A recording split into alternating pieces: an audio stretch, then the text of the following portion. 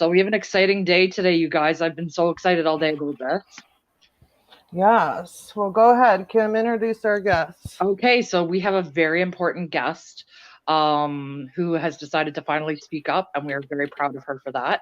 So join me in welcoming Poeina Suddarth. Hi. She is a former employee of Corey Feldman, and we're just going to have a chat with her. And she's going to talk about some of her experiences and things that happened during the time that she was employed by Feldman. So we can talk about whatever you're comfortable with. We'll let you kind of, tell us what you're comfortable with. If we ask you something and you're not comfortable with it, you can just say, I don't want to talk about it, and we'll leave it at that. So yeah, and we have some screenshots we'll be going over private text messages between her and Corey Feldman, and some police reports, some NDAs for overnight stays, because people need those when they're doing illegal things, and everything else. So hi, welcome. How are you? Yes, hello to everyone. I'm not even going to try to attempt to name everybody in the chat. So yeah, we'll just throw it out there generically today. So welcome everybody, and yeah, let's get into this. So Poeina, do you want to start? Oh, go ahead. Yeah, Sorry. let's start off with well, let's say let's say like, when she worked for him. When did you start working for him? Just so, because I think it was 2016. Poeina, can she not hear us? Did something happen? Is she backstage? Yeah, she's backstage. It says she's unmuted too. Did she share? Yeah, she shared her audio because we were talking with her. Yeah. If it says she's backstage, did you accept her? Oh, now can you hear us? I think she should be able to hear us. We just couldn't hear her, right? Yeah. What would have happened when we hit the thing go live? I am not sure. Did you switch something up? Poeina, if you can hear us, if you're backstage, she can. She can hear us? Okay. So then just add the link back and then go backstage and we'll accept you back into the stream. Okay, hold on, let me post it again. Sorry guys. She was fine before we hit live. Yeah. Oh, you know what? She put a post-it over her camera. She might not even be able to see the chat. She doesn't need to see the chat. Can you hear us now? See, when she had her camera off, I couldn't hear her, but as soon as she put her camera on, can you hear us now? I don't know if she went and got a set of headphones or not. I'm wondering though, what I mean is with the post-it note, not being able to see the chat, she might not know she's not in the stream. She is in the stream now. I just let her in from backstage. Oh, okay. And I still can't hear her. I can't hear her either.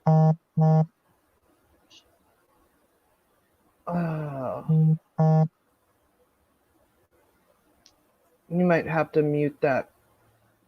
Sorry. Okay, hold on. She just sent me a message. Okay. She says she can hear me fine, but why were we able to hear her before we went live? I'm not sure. If she's on her phone, go to Google Chrome and put in because that's what I have to do to be able to access it on my phone. I have to use Google Chrome as the browser and put in the StreamYard link, and then see when she tried to come on here she is again. Hold on. I think we can hear you now. Can you hear me? Yes. Yay! Yes, we can. We're excited. So sorry about that. Could you hear us the whole time? Yeah, I could hear you the whole time. Okay. Okay, good. So we don't have to go through that again. So yay, you're back. Okay, so let's start off with when you worked for Feldman and what you did. So I first started working with him. So he had that big viral Today Show, and everyone is like making fun of him. And then I came on when he did the second Today Show. From that point, for like a year and a half, I worked for him. And you were a costume designer for him, right? Yeah, I was a costume designer, and well, I'm a musician. I do make costumes. But but I had met him because a friend of mine was like, "Oh, look at my poor friend Corey Feldman." You know, everyone's laughing at him and making fun of the costumes and the vocals and whatever. And I don't know. I've always had sort of an affinity for like terrible music because I'm like, wow, that's someone's life, right? And I'm like, whatever, it's Corey Feldman. Like, that sounds like a fun Hollywood adventure. I'll go meet Corey Feldman. And I went over there and I had made them like some little stockings, and he was just like, well, we're going back on the Today Show. You should come in, you know, make more things. And I was just like, okay. I was like, but you know, like he was like trying to tell me he was gonna like trade, you know, it was gonna be all this exposure or whatever. And I was just like, well, I don't really need exposure for my costumes. Like, that's how I make money. Like, Right. I'm a musician. Like, this is what I do. I make costumes for money. That's my money job.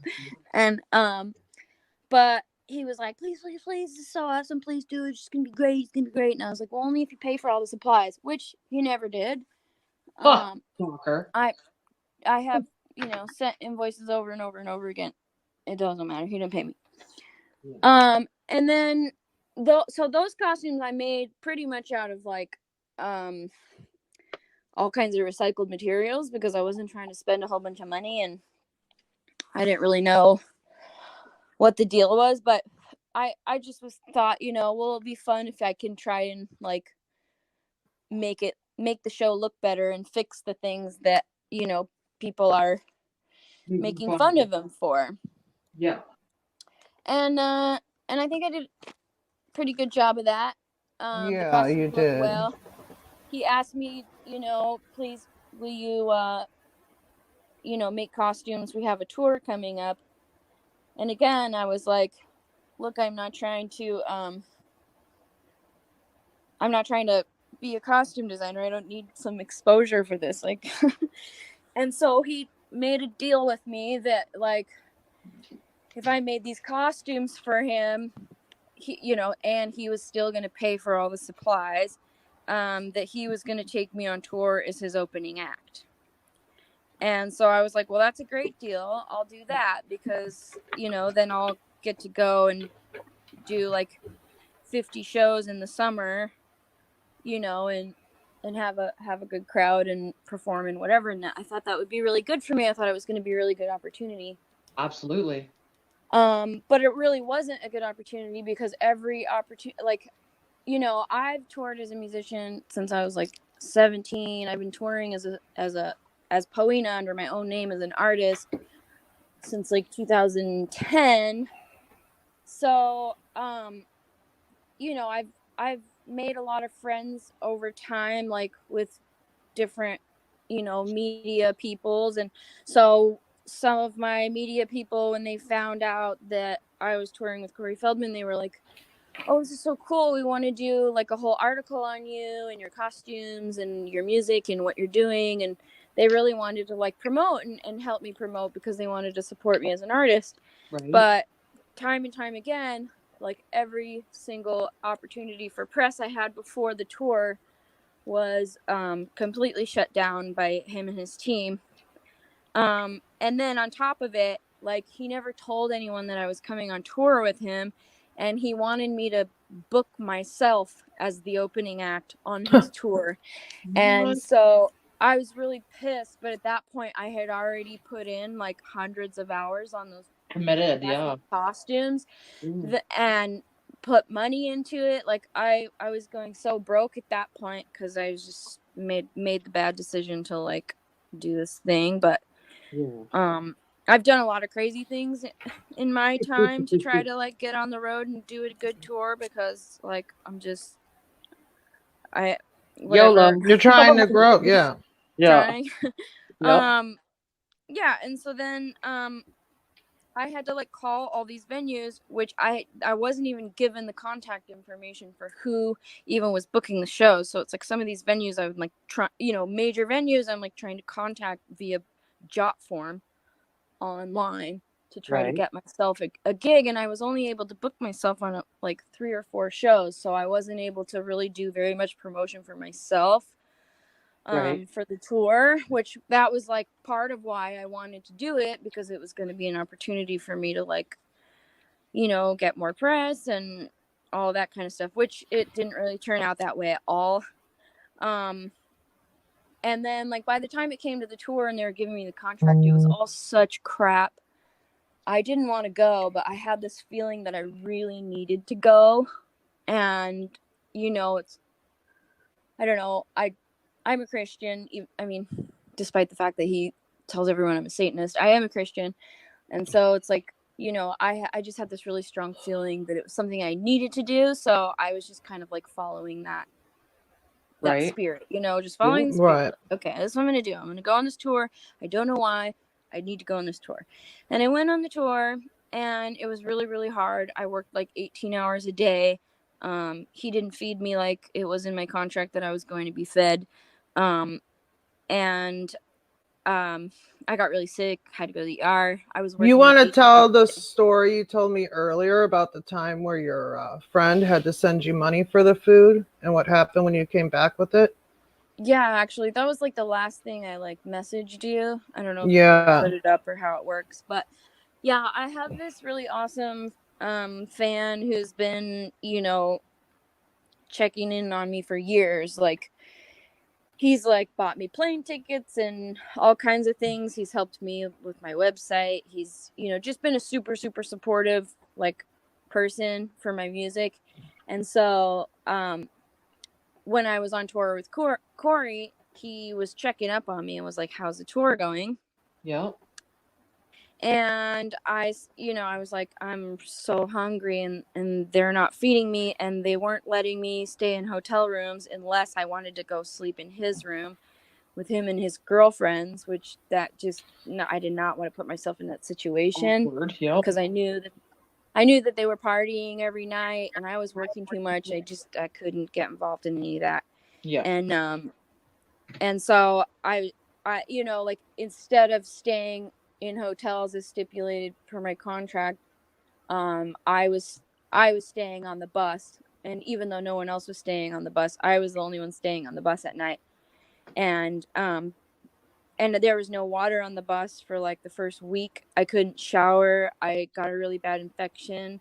I got really sick. I had to go to the ER. I had to fight like hell to go to the ER because he had this giant bag filled with all kinds of pills and medications, and he was like thinking he's like Dr. Corey Feldman or something, and he kept trying to convince me that you know, that I had some, I don't know what he said, I had some I can't remember what he thought I had. It's been a while, sorry. Okay. But he was like trying to like push some medication on me, and I was just like, you know, I'm not gonna self-diagnose and take some random pills out of your bag. Like, I'm gonna go to the ER. Yeah. So I did go to the ER, but then when my friend had contacted me and said, hey, how's the tour going? And I said, I'm starving. Like, I hadn't eaten at that point in like a week, and I hadn't gotten paid, and I didn't have any money, you know, because I'd worked for him for free for like a month before, or even longer before the tour, making and preparing all the costumes that I was never paid for. And so this guy actually sent me $200, which I have the receipt pulled up on the screen. So here's right here where the money was sent, June 30th, 2017, 4:37 p.m. We blurred out the personal information. Yeah. That's a good friend. Yeah, I tried to blur out any kind of personal information because I don't want anyone to get harassed, because last time I tried to speak out about Corey, it was like ongoing threats for weeks. My phone was blowing up. I was being harassed, and Jackie was being harassed, and we actually had to file a police report from the harassment and threats from his fans attacking us. But so anyway, this guy gave me money, and I had to, like, you know, really fight to be like, I need to go to the grocery store. I must eat a vegetable. Like, I have to eat a vegetable. I have to eat a fruit. I've got to drink water. Like, I can't drink Coca-Cola and eat Cheez-Its. It's not food, and it's not okay.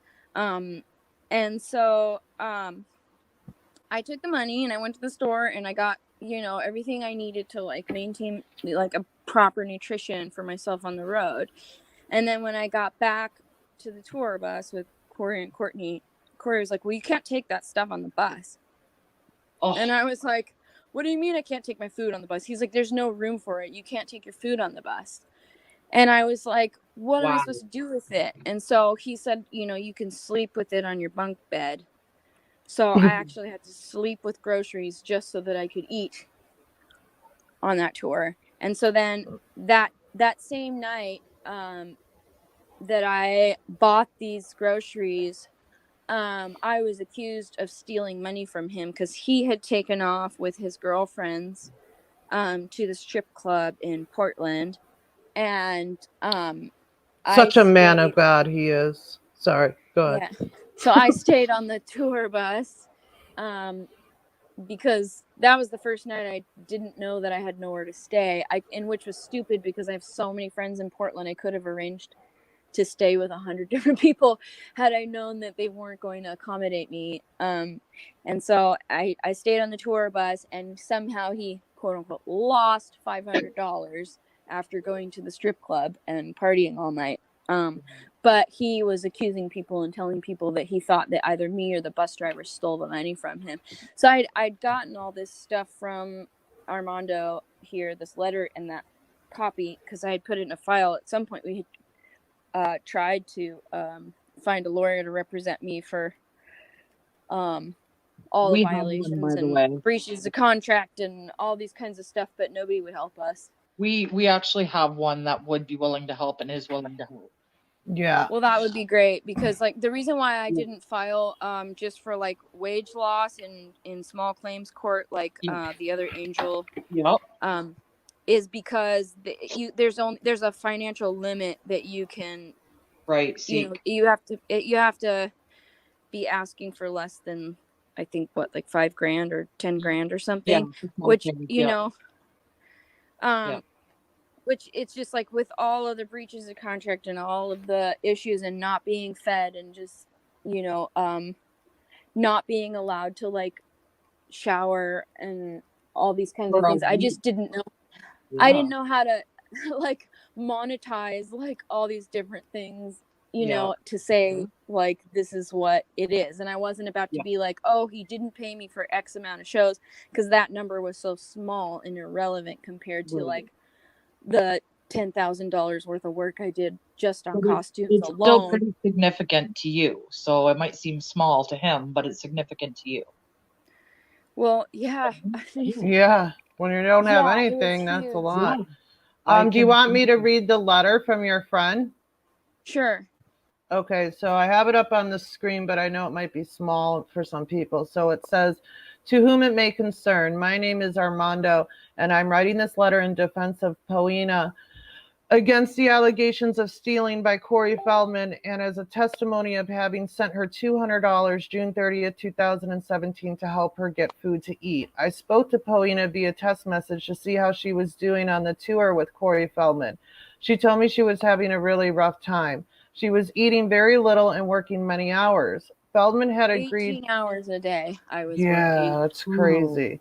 It's like Feldman had agreed to get food for her. She's a vegan, but he had not done so. She told me she was surviving on the leftovers of other members in the band because she couldn't eat what Feldman was supplying, mostly candy, snacks, and pizza.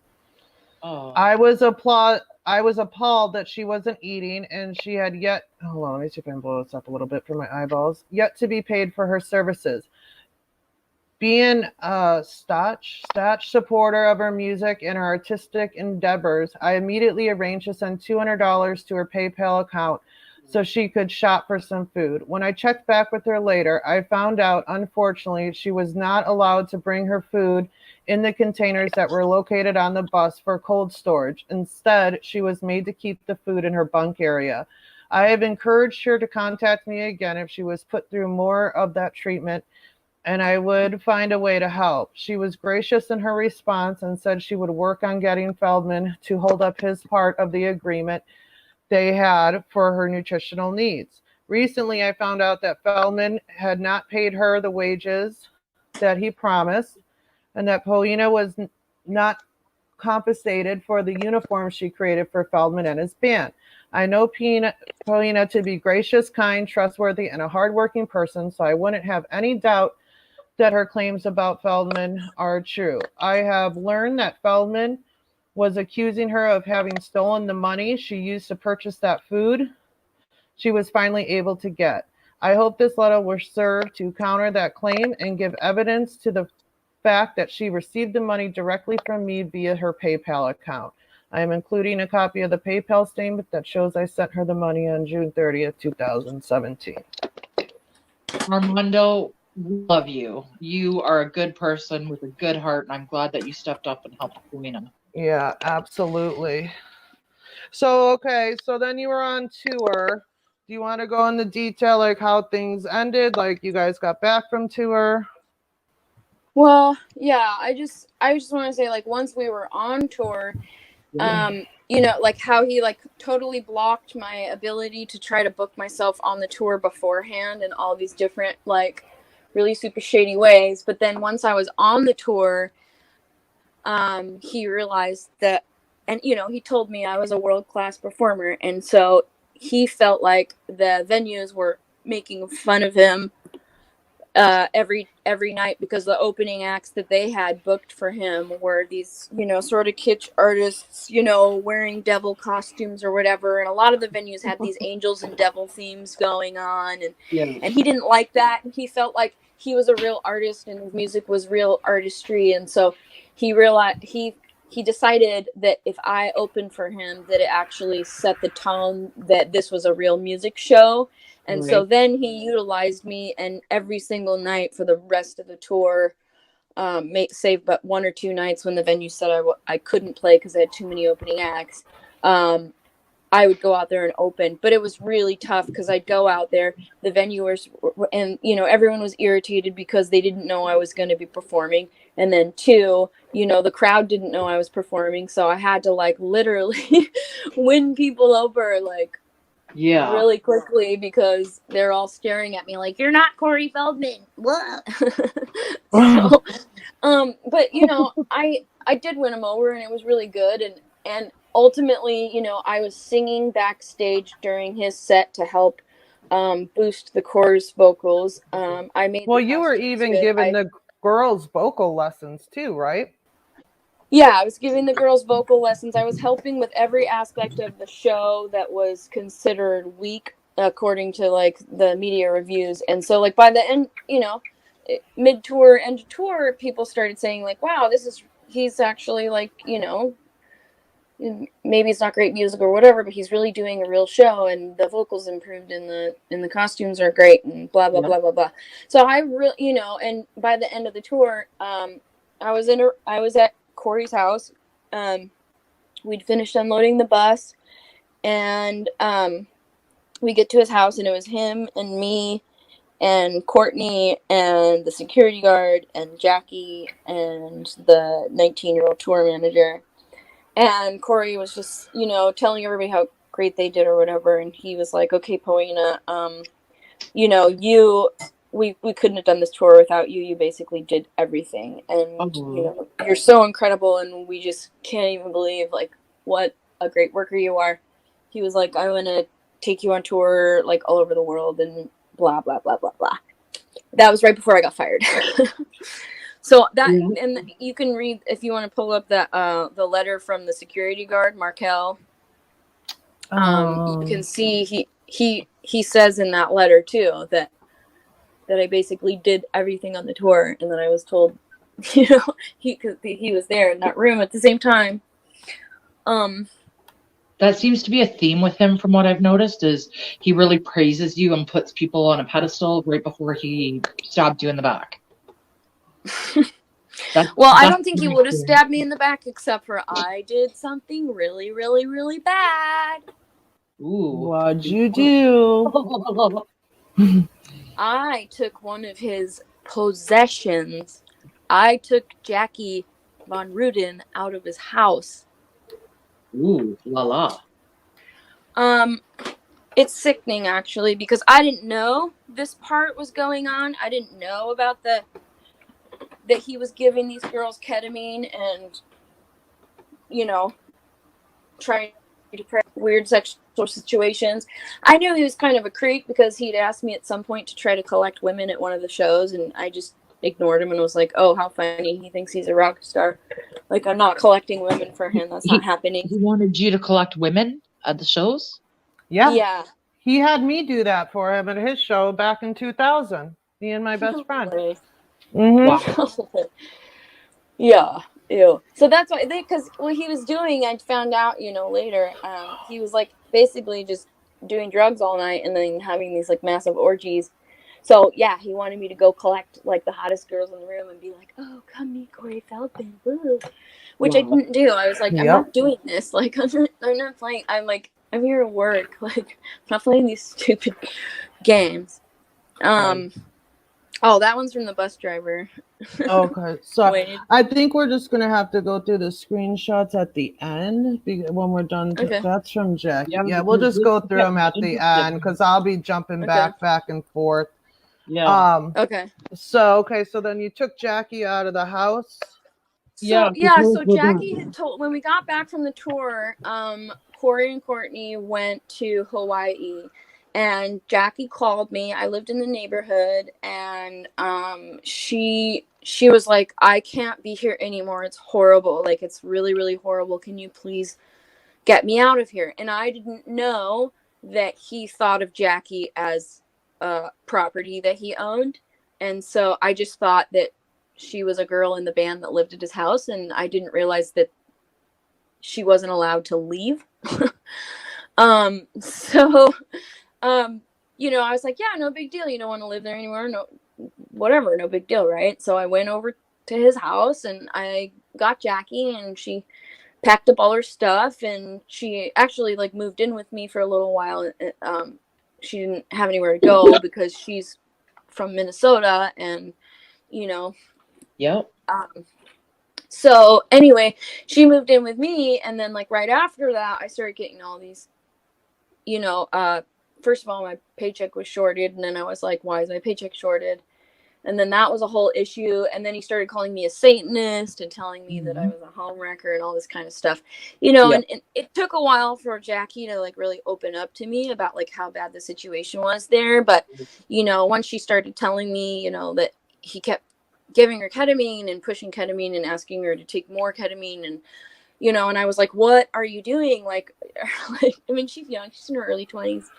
And she, you know, and I was like, you can't take ketamine. Like, ketamine's really dangerous. It's a dissociative drug. Like, people use that for date raping and stuff. It's really dangerous. You shouldn't do that. Well, like, and didn't you it's not like smoking pot or whatever. I don't know. I think he told her, oh, it's just like ecstasy or something. So I think she just thought it was like a party drug or something. She didn't really know. But then she kept, like, after it made her feel not very good, she kept saying no, but he kept trying to pressure her to take more of it. And like, she witnessed some really horrific things. Can I just you know, interrupt of him for pushing. one quick second and just to let everybody in the chat know, if you haven't seen or heard Jackie's interview, it's on my channel, it's on Bobby's channel as well. So that's one. Yeah, it's on mine too. And Jackie told me when I was with her that she had told him, you know, because he was trying to push, you know, X and K on her. And she told him, like, listen, I've tried that a couple times and I think she's allergic to Tylenol. And she doesn't like that. Right. And she's like, I've always had a bad reaction to it. And he was like, oh no, you just haven't had the good stuff. You just got, you know, the bad stuff. Try. And she said she did. She's like, it must have been like really good stuff, because she said it didn't like make her sick like the other times, but then it was just like more and more and more and like constant, and it just got to be too much. Well, and then of course, like, she witnessed him like pushing drugs on, you know, completely incapacitated women who are crying and wanting to go home and blah blah blah, you know. Meanwhile, Mr. Turtleface Feldman's running around, you know, on all these interviews being like, I've never raped anyone, there's no victims and blah blah blah. 30 years. Such an asshole. Yeah. But yeah, so I essentially, you know, the whole Wolfpack thing started because me and Kitty went after him and we filed police reports. for the stuff that had happened to her. And we reported what we could, but it was really tough because we were on the road. And so, like, with legal stuff, it's like, we would have had to report every incident in certain cities that we were in and not in LA. It just got really complicated legally for us to try to, like, get justice. And that's why ultimately, like, there wasn't enough evidence of something that happened in LA where we were trying to talk to the police to make it go any further. So that was the really tough part.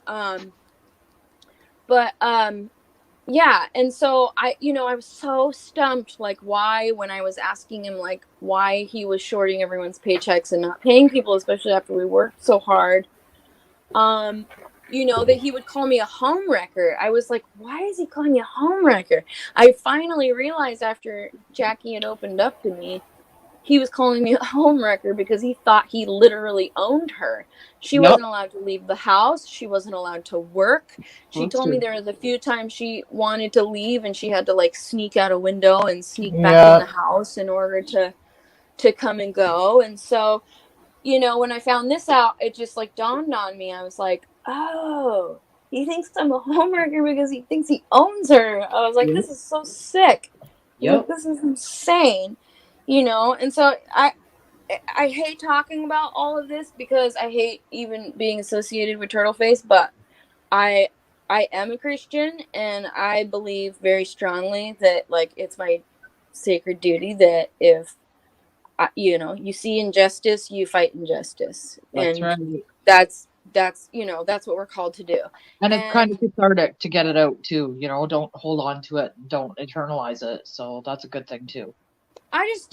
I'm just tired of him targeting girls in smaller towns and using this, like, old fame or whatever to manipulate girls into thinking that they're going to somehow, like, have some type of career or whatever by becoming slaves to him. Like, it's just disgusting to me, and like, I'm really glad I went on that tour as hard as it was because I did protect those girls. And I was taking food every night from the green rooms and recooking, taking all the vegetables and cooking it into actual food that people could eat, so that they could not starve to death on this tour.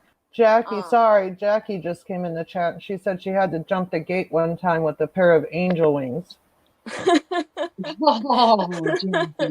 Could you imagine if you would have got stuck on top of that gate? You're, like, sitting there with your wing, like, oh.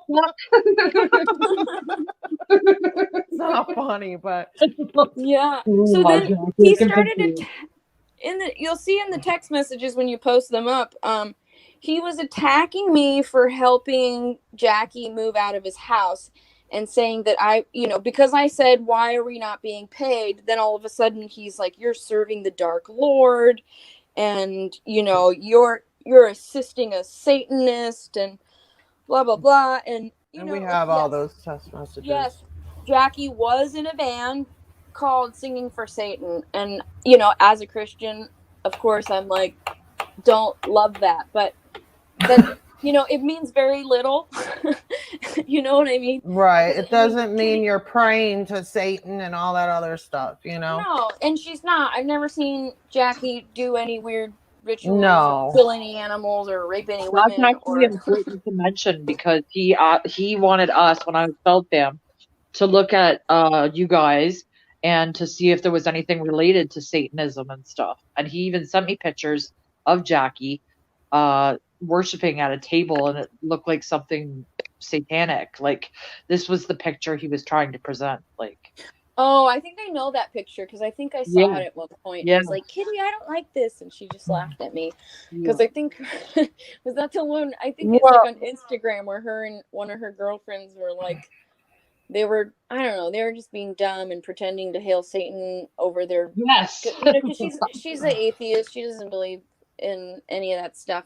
And so, it's just funny to her. She doesn't she doesn't care. Like, well, and then he always take had it a thing for seriously. her because he hates Marilyn Manson, and he knew that she was friends with Marilyn Manson. Yes. So that drove him nuts too, from what I understand. Yeah, because he Well, also yeah. got the same message about Marilyn Manson as well.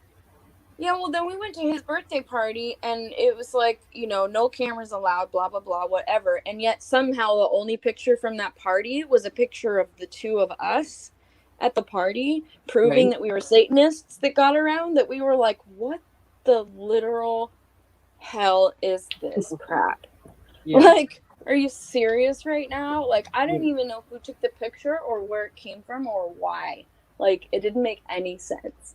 Right. And it was just ridiculous. I mean, and it was just ridiculous that he would call me a Satanist, because it's like, at that time I was literally like praying my rosary on the bus every day. I was trying to pray over the girls. I was, you know, praying with the girls too. Like, whenever they would have like an issue or be stressed out about one thing or the other, I was like, you know, maybe, you know,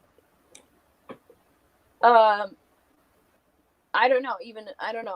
Maybe I was the annoying Christian. I don't know. But I certainly wasn't. It sounds like you were a good source of support for them, and it reminds me of when Margot did her interview, and she said the same thing, and the bus driver Wade, he was saying the same thing. This is like, there's usually one stronger person out of the group that kind of takes the others under her wings, sort of thing, kind of. Yeah, like people were calling me the tour mom and stuff like that. So that's good. They needed that, and you needed that too at the time. Yeah, and like once that role sort of like set into place, like I knew exactly why I was like prompted, like on a spiritual level, why I felt prompted to go, because there's all these young women who none of them had toured before. None of them really had very much experience at all. I've been on all kinds of tours, you know, major label tours and indie tours and self-funded tours, and I even did a tour where it's like I toured till my van broke down, and then I hitchhiked for a year and a half. And I called it the Trains, Planes, and Automobile Tour, because I just literally was going from gig to gig, however I could possibly get there. Like, I was just like ready for rock and roll. I was down. Yeah. So I'd gone, you know, I'd been on the buses, and I'd been in vans and cars, and I toured in a lot of different ways, and so I had a lot of different experiences with all the different aspects of touring. And so I think like that was like part of why everything kind of fell onto me during the tour, because we had a lot of inexperienced girls that were like having their first tour. And then Corey was also like, oh, you guys are like stars, so you don't carry your gear, and you don't do this, and you don't do that.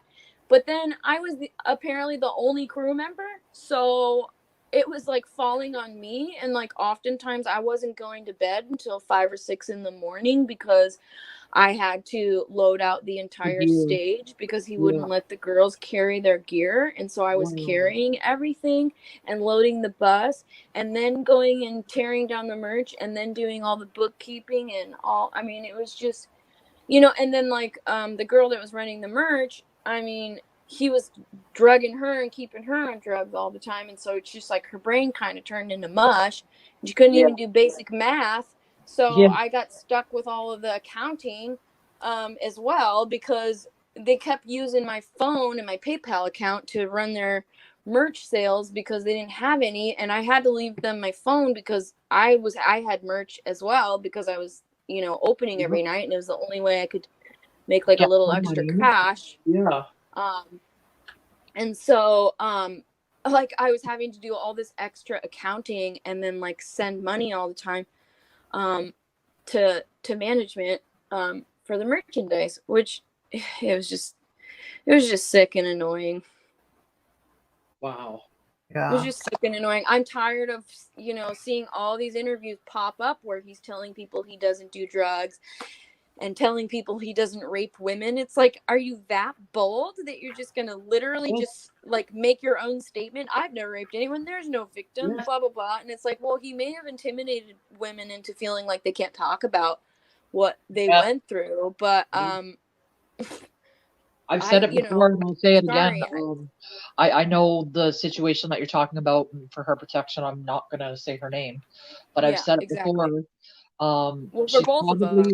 Yeah, and they probably have PTSD, and that's completely understandable. But I hope that they have the courage and the bravery to come forward within the statute of limitations, because Me too, because there are multiple witnesses from that tour that heard things said or saw things or whatever that could be witnesses if such persons would like to come forward. They absolutely would have the support of a lot of different people from that they tour wouldn't that be were on the alone. tour. They wouldn't have to do it alone. And wouldn't it be ironic that he got caught under the same laws that he's helping to pass? Yeah. Well, it's just irritating, the whole laws that he's trying to pass, because he got involved with all of that. Like, he jumped on the whole Me Too bandwagon because we'd basically tore apart the following tour because he didn't have a bass player and he didn't have me to be doing all the rest of the work. And he, wrangled in a couple other girls, but then, there was so much trouble on the tour and the arrest that, he basically, like, I don't know how he got away with saying those drugs weren't his and they were someone else's, because that someone else got in trouble and he didn't get in trouble. But then the rest of the girls walked off of the tour, and meanwhile he's launching the Truth campaign to say, you know what, I'm gonna cancel my tour so I can save Hollywood from pedophiles. And it's like, no, your tour is wrecked because people are tired of not getting paid and for you being on drugs all the time and pushing drugs on girls and driving recklessly and doing a whole bunch of other issues, causing a lot of other problems, causing safety and health issues and whatever. And so then all of a sudden it was like, we tried so hard to, like, I mean, we had every major media source contacting us for interviews, but then nobody would run the story at all. And meanwhile, he was getting all this press for the Truth campaign and raising all this money off the backs of hardworking Americans and getting this money to make, and saying he needed it for security against the Wolfpack. Well, we're the Wolfpack and we're not Satanists and we're not trying to kill him. He's digging his own grave. Like, we just want people not to be giving them his money thinking that he's protecting people from the pedophile Hollywood elites, because we're not the pedophile Hollywood elites. I mean, literally, like me and you and, like Jackie and like we're the Wolfpack. Like, we didn't leave some stupid book on his door, record, or whatever that stupid thing was. Calendar. Yeah, I forgot to mention that in the beginning, and some people have been talking about that in the chat. I'm sure if you guys have not seen it, it's all over the news today. Supposedly, allegedly, somebody sent or put a Wolfpack calendar on his doorstep. I saw some of his screenshots of his Feldman members being like, oh, well, you know who that is. They're trying to insinuate it's me because I live in California. That he wanted to sell 100,000 tickets, and the last we heard, 4,000. I'm calling it that he did it himself to try and promote. I'm calling it he did it himself, the same way he stabbed himself with an imaginary needle. Same thing with the monster trucks. I mean, 3 incidents. That was a joke. There's no, I found it funny. TMZ can always find police reports, but yet they couldn't find the one from last night. We all know, if you guys don't know, Feldman has a brother that's on the LAPD. So who knows what, I forgot about that. Yeah, who knows what was all involved with that. But, I was online all night last night. I was in multiple different streams. At one point, there was 3 streams going on at once. So I was nowhere near his house. I live about an hour and 45 minutes away. So you don't even need to explain. I just found out about it before the show, so I'm not even sure when it, he's saying it showed up or whatever. Himself, because all I'm hearing is everybody's like, "What do wolves have to do with anything?" What's a calendar? Like, what, are you scared you're gonna get a paper cut? Like, I don't understand. Well, you know what? The wolves might come alive out of the calendar and stab him with an imaginary needle, and he might die. With untraceable poisons.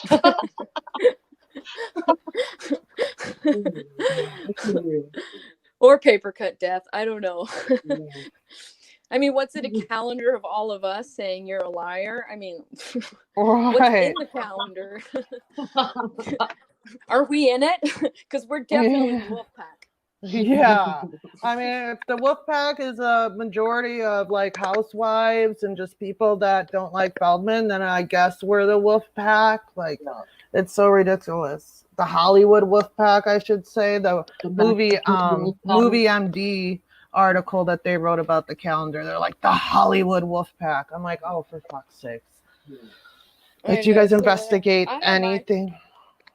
I'm like, I don't mind. You want me to be the Wolfpack? I'll be the Wolfpack. Like, that's fine. Yeah, like, it's just become like whatever. You give me a cute little name, Corey Feldman. Go and give me a cute little name. Right, like he wants to keep it going. Then fine, so will I. You know, I'll use the hashtag Wolfpack. Usually it's my dog, and I say that's the wolf. Well, we can start going over some of these screenshots now. Okay. Hold on, let me get to the top of them on my phone. Is it going crackly? Yeah, it does have crackling. Somebody has crackling by their microphone. That's not me.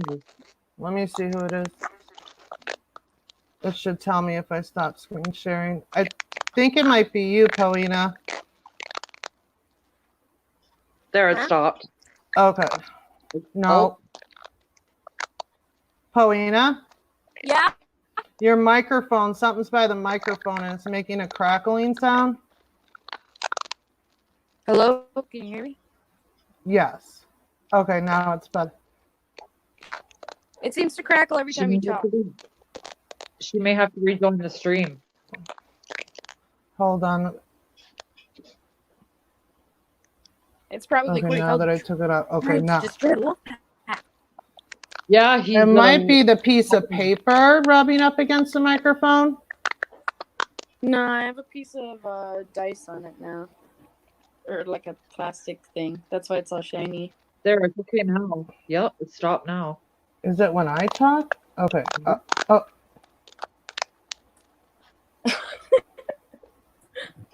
I don't know what it is. Hold on, let me try to mute. Okay, now I can talk and it's fine. See, I think it's her. Mute.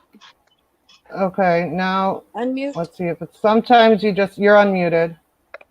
Okay, sometimes you just have to mute it because StreamYards is weird. So hopefully that fixed it. Okay, let's get. Okay. Yeah, the letters, they're here, guys. These are all letters that are showing people backing up what she has said, that wrote witness statements back for her to go to court. They're really long. I'll keep them up here if you guys want to screenshot it. I don't think I'm going to read all these because we're going to be here all day if I do that, and we have lots to go through. Or I can like put a link afterwards down below with all the screenshots. Yeah, that's a good idea. Yeah. Okay. So this is the C is Corey. Okay, those are his screenshots. It looks like this was a group text with, I'm assuming, you and a bunch of the other girls. Yeah. Okay. So he says these discussions need to take place one-on-one and with Phil, not on an open forum. That is not professional. If any mistakes were made, I'm sure they will be corrected. But yeah, again, I had an issue with.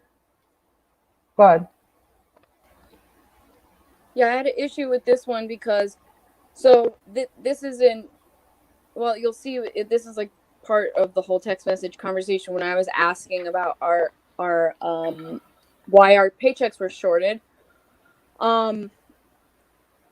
He tells me to talk to Phil, but the reason why I didn't talk to Phil, I had stopped talking to Phil because Phil had made me feel really uncomfortable by, making some sort of comment about my titties on the phone and whatever. And Phil Shapiro's manager. I just was really uncomfortable about it. And when I had He's a perv. Yeah. Well, and not only that, but he was like trying to get me to have like conversations with him, and he didn't want me to talk to Corey, and it was really weird, and I just ended up talking to Corey and saying, I'm really uncomfortable. Your manager did this, blah blah blah, and his response was like, oh my gosh, I'm so sorry. Yeah, you know, he's sexually harassed my wife, and he's sexually harassed all these different girls, and blah blah blah. And I'm like, well, what are you gonna do about it? Like, and he was like, well, there's nothing I can do about it because, you know, he's helping me with, you know, my movie and this and that and whatever, and there's just nothing I can do. I'm just stuck. I have to just like play along, you know. And I was like, what do you mean you have to play along? You know, and he was just like, there's nothing I can do. But, you know, he promised us a safe working environment. That's what the whole thing was, is like, oh, I help women and we do this thing and it's so great. It's a safe space and everyone's happy and, you know, women working together. And it's like, no, it wasn't like that at all. We were being sexually harassed. And then, like, when I told him about it, you know, he was like, it's okay, you don't have to talk to Phil anymore. And then as soon as I say something about the paychecks, whoa, you know, go talk to Phil. I have nothing to do with this. Right. So that really pissed me off that he tried to say that I needed to do that. Oh yeah, we talked about he that. should throw you guys off. Yeah, I'm sure. Okay, so he says that is not professional. If any mistakes were made, I'm sure they would be corrected. But again, as the contract states, any discrepancies should be addressed directly with Phil. Poeina, there must be something rubbing against your mic when you're not talking, hun, because when you talk, it goes away. I don't know. I'm not sure if it's plastic, but now it's fine. It's like completely, I'm not touching it at all. It's just sitting still. That's so weird. Okay. And doing it in a manner of should be addressed directly with Phil, and doing it in a manner is a breach. Please review the entire contract and then call Phil if you have an issue. Have a wonderful week, and I'll be speaking with all of you when I return. From Hawaii. That's what that means. And then JF, is that Jackie? I don't know. No matter how many shows we play, the contract says we are guaranteed 7 weeks, which it does. We have the contract. Okay, this, go ahead. You want to go ahead? Yeah. That's just one example of like many tweets that and like social media attacks that me and Jackie were going through when we were trying to speak out against his truth campaign with reality. We were completely threatened and harassed many times by his fans, and this is just one example. It says you B-word are shit liars who will do anything for attention. That ugly blonde in the middle is a known whore. Oh, I don't know why it's doing that for her thing. Don't call yourself singing for Satan if you don't want people to call you a saintess. Yeah, there's like a lot of bad words in here I don't want to say because it's just dumb because he was calling me a Satanist and that wasn't even my band. I'm going to see if muting you and unmuting you will help get rid of that sound for a second. Hold on. It stopped. I know, it stops as soon as I mute her. So why don't we get to the screen and rejoin the stream? Oh, she just did. Okay. Let me put the invite back in here. Please, this link is for Jackie, guys. I won't be approving anybody else coming on. I know 2 people tried to come in earlier. Oh, I guess I didn't have to post that. Never mind. Device is not connected, it says for her. No, she's connected. Okay. Okay. I think so. I was scared to say whether I was gonna say that. I don't know, like it kind of was there for a second. Are you sure there's not like a crumb in your microphone or the paper's not rubbing against it? He gets really triggered by noises in the background. No, I don't know. It's just making noise every time you talk. I'm not sure why. Weird. Okay. On my end. All right. So let's keep not going. As bad now, though. No, it isn't as bad. That's another letter. Oh, this is a security person? Or that was the security. was working the security position for the Corey Feldman and the Angels Summer Tour. I observed Poeina maintain the stylist wardrobe position, but her daily duties went beyond the position of stylist wardrobe. After fixing costumes, washing, assisting the stage setup, tuning, assistant merch setup, and many other supporting roles, her days were long. The, what's that word? Aforementioned tour Yep. was very well trailing and work intense for a few that were committed to giving their all for the tour. Poeina's name would be at the top of the list, in my opinion, based upon energy and time given versus compensation. It was mentioned at the end of the tour that the tour could not have happened if it were not for her, for her, we'll just say. Yes, there were pay and accounting issues creating delays and discrepancies in pay throughout the tour and the end. These issues varied in complexity among each individual. Yeah, I bet they did. Okay. This is Feldman. Dude, I have nothing to do with the accounting. We do owe some money to everyone due to the lack of funds because, as you know, I didn't get paid on half the tour. That was my only income as I spent everything on buying supplies, food, costumes, props, lighting, and He let's never not... paid me for supplies. Yeah, I still have the invoices unpaid in my PayPal account. Well, you save wow. legals and we'll get them to the lawyer. And let's not talk about the bus or Wade, who we know stole from me. Anyways, I gave all I had and got effed. And now I am broke and can't pay my bills until the next tour. So everyone will just have to excuse some patience and manners because real friends don't assume somebody is working them over when they spared all for the greater good. So it's you who is twisting it and getting it all effed up. If you didn't have so much hate in your heart, you wouldn't assume the worst of everyone. Again, God bless. Oh, God. Such a sicko. It's just so manipulative and just... He sure is. And controlling. Yeah. Yeah. So let's see this one. So Hate in my yeah. heart. That's a ridiculous part because it's like anyone who knows me just would laugh at that statement. Yeah. So yeah, we have all worked hard. Everyone else, Sorry. everyone else I that's don't. spoken up. Wade, the bus driver, Margot, Jackie, you, everybody that's been spoken Mara. to. Mara, yes.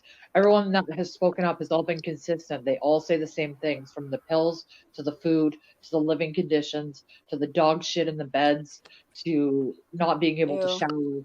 I mean, all of these things. And don't forget, people, that this is like an employment thing. This Yeah, if isn't you just look on the like, contract there of mine, it says you are an employee of Corey's Angels. It's like, well, absolutely. why was I being paid 13 cents an hour if you break it down? There you go. And if you were working at Sorry, any but other that's place, illegal. just because you're a musician, it doesn't negate the fact that you guys had a contract in place and he did not fulfill his obligations, not even paying you. All of the Yeah. stories are consistent. If you haven't heard the interviews, check them out. They're on Bobby Wolf's channel, on one of the channels that's streaming this live right now. Yeah. Okay, so let's see what this one is. It says, so yeah, we all worked hard, and yeah, I got screwed out of money, and things get tough on the road. But none of that equates to working for the Dark Lord. Only a true Satanist tries to dismantle the work of God. Open your eyes. Why do you draw such abuse to yourself time and time again? Because you don't know true love. You only know deception, and that's a shame. But I will continue to pray for you. And if you ever want to truly walk the righteous path, I will gladly hear you when you are prepared to make amends for the pain you unjustly brought to my doorstep. God Well, I bless. certainly can guarantee you that if I want to walk the righteous path, I'll do what I normally do, and I'll go on Sunday to church. I'm not going to go to Corey Feldman to try to walk the righteous path. I'll go to God. Sorry. Right. He's Can not we God. talk about one thing real quick? It just came to me. You said that people had to sign NDAs for overnight visits. Yeah, I never signed one. I don't know why, or for some reason I never signed one. Perfect. So why? Yeah. What was his justification for having people having to sign an NDA for overnight? Well, at least from what I've heard from Jackie, you know, the things that she witnessed there, it's just sounded awful, with all the drug use and then the orgies and then the drugging women who are beyond capacitated to try to get them involved with their So, like, okay, for instance, I'm marriage just trying bed. to understand from an outsider's perspective. If someone's going there for the first time, like, say Susie or I went to his place, obviously never going Uh-huh. to happen, but just for an instance, and he asked us to sign an NDA, my first question would be why? What do I need to sign this for? Like, Well, I mean, I will say that I do think a lot of celebrities do that, but I think they're like Kim Kardashian. Like there was an episode on there where like they were trying to get her mom to sign an NDA before coming in her house. So I don't, but I mean, that's like next level. I mean, he's not, People just want privacy, I think. yeah, and they, It wouldn't be that big of a deal if like they weren't, right. breaking God's laws and man's laws. Yeah. So, yeah. I mean, but he does it because, and they're not even legal NDAs that he has. So, I mean, maybe he's fixed that now though. Is this, let me see. Does this go with that? Oh no, this is, let me see. Okay, this is where this one starts. Okay. You come in here with the Satanist telling me I need to get right with the Lord. Which Lord are you speaking of? The one Marilyn Manson prays to? And by the way, whatever money went through your PayPal was all Phil's money. I never saw a cent of it. So believe what you want. Your opinion's all right. Just believe in something and step into the light. Life is about giving selflessly, and that's why I'm broke, because I give and I give until I have nothing left. And that's okay because God always pays me back. I'm always fulfilled. And I sleep very well at night knowing I do everything for love. So please don't come here and act all self-righteous and godlike when you are dancing with the devil. You are supporting a dark soul who is purposely trying to defame me and destroy all the help I give.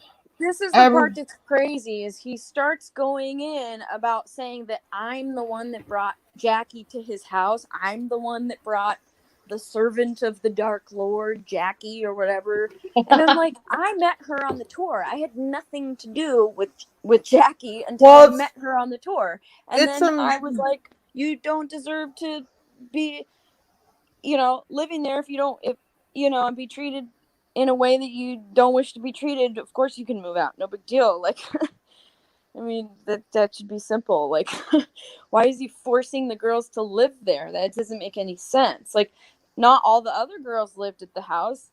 I mean, he was trying to pressure Margot to move into the house, and she was like, no way. Good. But I don't understand what...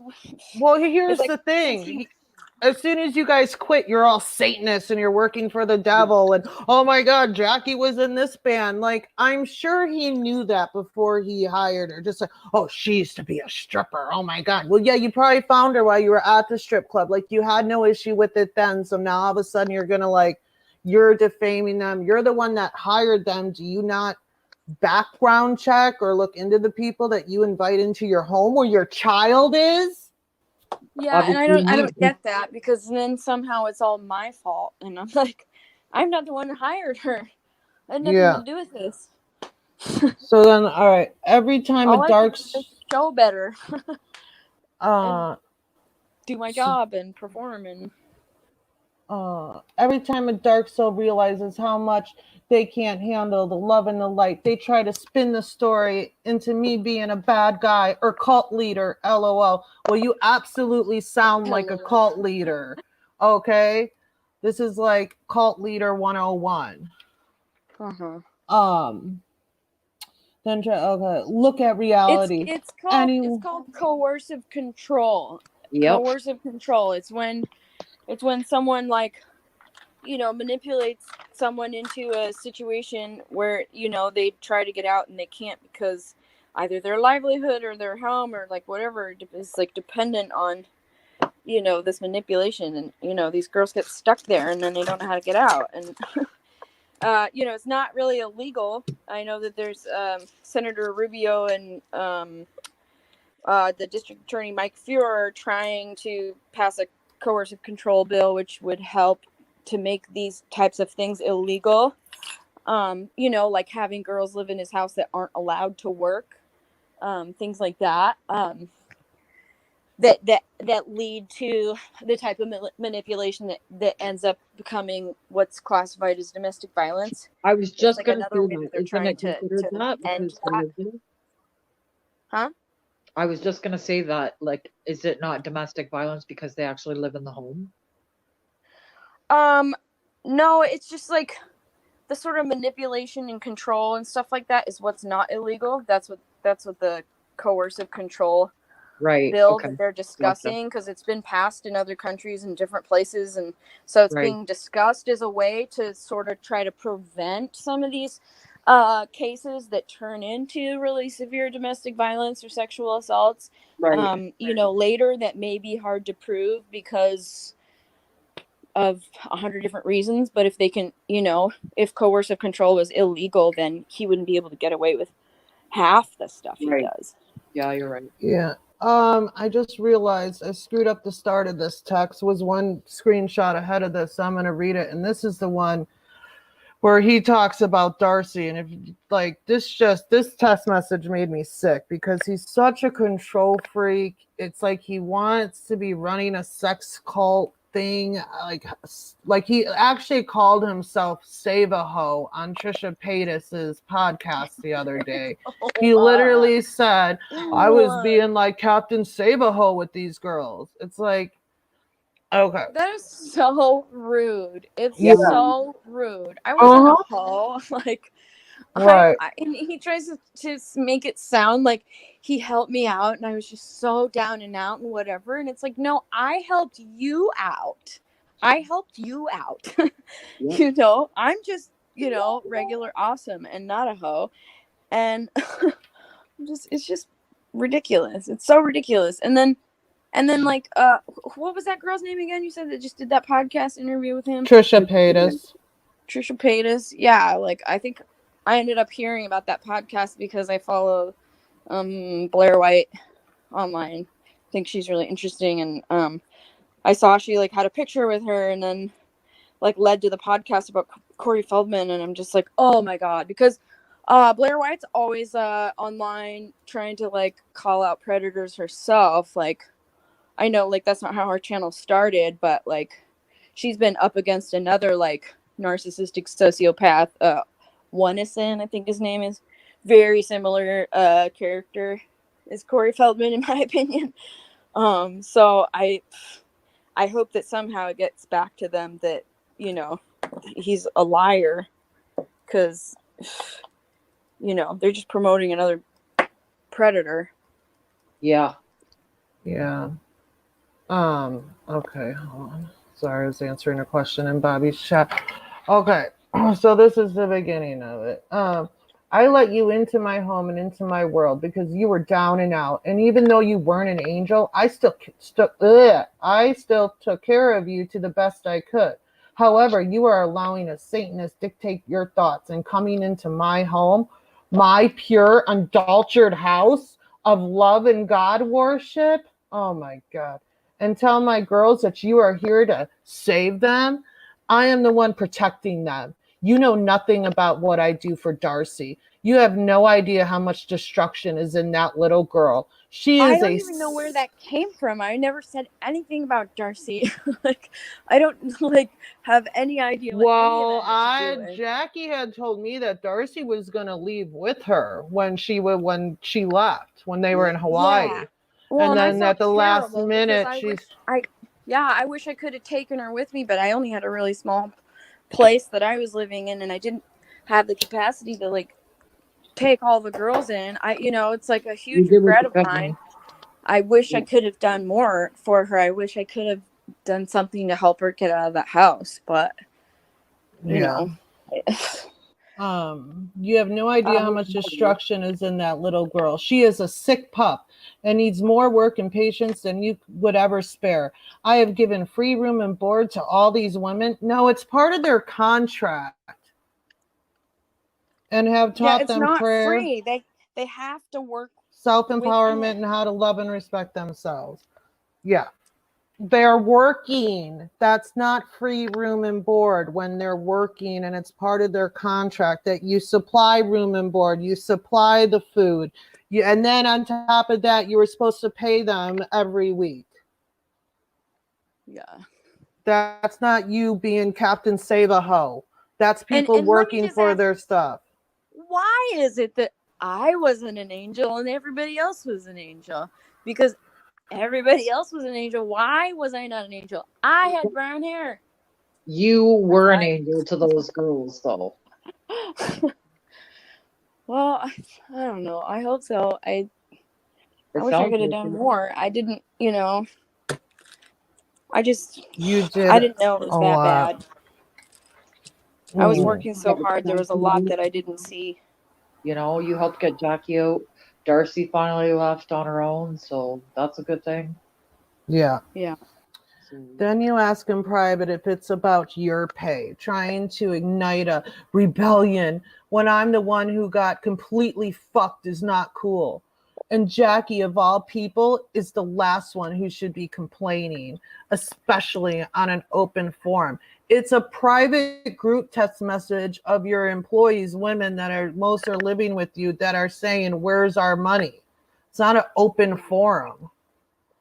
Yeah. Oh, Dan, I'm assuming this is you. I wasn't trying to ignite a rebellion. I wanted to know if it was a mistake on my deposit or if there was something else going on, because there were discrepancies spoken of, and I wasn't sure how this paycheck was being handled. You know what these girls have been like, and you know how they will run with that. I'm trying to get out of this town, and this is not my department. Blah, Well, blah, blah. he's trying to blame it. He's trying to, say I should have talked to Phil and I shouldn't have talked to him. But we had already had like a very clear conversation that I was no longer going to speak to Phil because I didn't appreciate like the things that he was saying to me, and I didn't want to be sexually harassed. And so he knew, especially since it was like, in his whole, Corey's Angels Incorporated, whatever, that it's supposed to be a safe environment for women. Like, I should not have been like deferred to go and talk to someone who made me feel uncomfortable. There's just no fucking way. Do you guys have? I'm Canadian, so it's different over here. We have something called human rights. There's the labor board, and then there's human rights. And is against. Well, that's why I was trying to get a lawyer during the Me Too movement when it had started, and he was doing the whole truth campaign. And we were trying to get someone to represent us, and everyone was like, "Oh, he doesn't have any money. Like, we can't represent you." Like law firm after law firm after law firm, because I was like, these are humanitarian rights, these are human rights issues, these are women's rights issues, and nobody wanted to do anything about it because the Me Too that was going on only had to. It wasn't about working class musicians; it was about rich actors. Yeah. Well, like they did something that they regretted or whatever, or then they felt bullied, or I'm sure there's a lot of different types of situations, and then all of a sudden, they're like making all this money off of suing these rich people, but when it came down to actual working class musicians and artists, then it's like we were invisible in the Me Too movement. We still are. Well, there is nobody will represent. There is a class action lawsuit that's being launched once the documentary airs, because and we've already got a lawyer to represent us, and we've already discussed the terms of it with him. And he's very familiar with this. He's been following it since the Truth Campaign launched. He was willing to start a class action lawsuit at the time that the Truth Campaign went on, because people donated under the premise of getting a film made, and then ended up not even getting perks. I was one of those people. So he wanted to start I didn't know that. Dang. Well, you donated to the Truth Campaign? Unfortunately, I have to admit that I did 4 times. Oh man, I was an idiot. I was so stupid. I was so stupid. We tried so hard. We got shut down. Nobody would let us speak. I mean, they were trying to like validate our stories to the grave. These media outlets went and interviewed every like venue, the people who attended the venues, the sound engineers, the door guys. They interviewed so many people. They were interviewing people and telling us this story was going to come out for a year and a half, and then, nothing. Well, the guy from Vice got fired, right? Journalists are Yeah. sketchy. We were involved with an interview for Rolling Stone, and Judy was, I was, Bobby was, and they hardly printed anything from our side of it and paraphrased very little. And it was pro Feldman. So I've seen exactly what they're about. They say they fact checked. They did not. They had the facts. They chose not to follow them. So No, I'm mad at the Rolling Stone for a whole nother reason. We can't Yeah. even get into right now. But Yeah. they don't care about facts. no, They absolutely don't No. care about facts. I don't They trust don't check them. their sources. Yeah, I don't trust mainstream media. I trust people that actually check facts and go off of proof. Like whenever we do lives, whenever we do this kind of thing, we have screenshots, we have proof, like we show it. You know what I mean? Like we're not just people that talk hot air. We actually show you some of our cards. Like we might not show you everything we have, but we show you what we're talking about to prove credibility. Something Feldman cannot do to this day. Yeah. I can't stand the pretentiousness of his interviews lately of just parading around and like saying, "Oh, I've never raped anyone and there's no proof," and blah blah blah, because I know he's talking to me and Jackie. Yep. Blatantly talking to me and Jackie. That's what it feels like. Yep. He is. He does I get interviews. mad and I start posting like Wolfpack lives and crazy stuff. I heard the Wolfpack. How's the moon? But I mean, even all that said, I'm just sick of this. I wish I didn't have to talk about it at all. It's embarrassing to be even associated with him. I think it's been very, very informative, and I think people are at a point where they want to hear the other side of the story. Like Absolutely. when I was through Feldman, like I was told not to listen and not to do research, sort of thing. Like don't just block and ignore, Yeah. But once I started looking at the other side of things, and now I can't not see it. You know what I mean? So I think a lot of people. I went through that too. I was like, oh, he's poor misrepresented in the media. Yes. Mr. Feldman. Yeah. Like, I didn't look at anything. My sister got so mad at me. My sister Naya was just like, I told you to look up Mr. Feldman. I told you he was a creep. Didn't you see his swapping wives or whatever? And I was like, no. Yeah. I was trying to give him the benefit of the doubt and treat him like a human. Every reality show he does, he says that the producers, edited him in a bad light. He's done 5 that I can think of, and every single one of them made him look like the douche that he is. And he says, producers, God forbid it should actually be him. You know what I mean? He says, it was editing. They really edited me into this really negative light, and it's just not how things are. And I'm like, oh, yeah, I totally get that. But, I'm from Idaho. Like, people hold the door for you if your hands are full. Like, generally, you can take people at their word and trust them. And, it's not like here. Yeah. It's not like here. It's been a big adjustment for me in the city. All right, let's see what this screenshot says. Nobody was shorted. They were prorated as stipulated in the contract. It's still making that sound. We only played 4 shows the final week and 2 were at home. Whoa, that's weird what my computer just did. That's not very nice of you to say when I haven't been paid on this tour at all. Oh, poor you. It's your tour. You're the employer. I haven't been paid on this tour at all. I made sure you all got paid. Please be grateful. We worked very hard to make sure everyone was treated fairly. I reviewed the contract and it says we get a guaranteed weekly salary. This is, I'm assuming, Jackie, for 7 weeks, and the whiskey shows are the only ones separate and prorated. Yeah, well, we didn't get paid for 7 weeks. We got paid for like 5 or something. Yeah.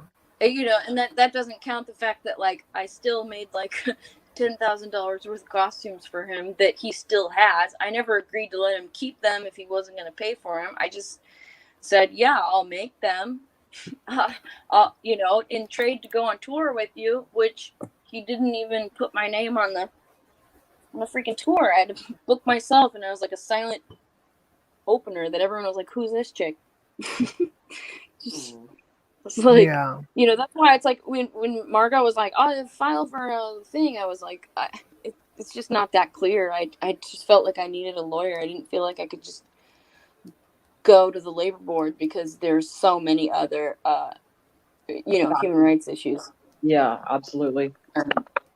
And just like labor issues that were beyond just a basic like wage that wasn't paid. There's so many other issues.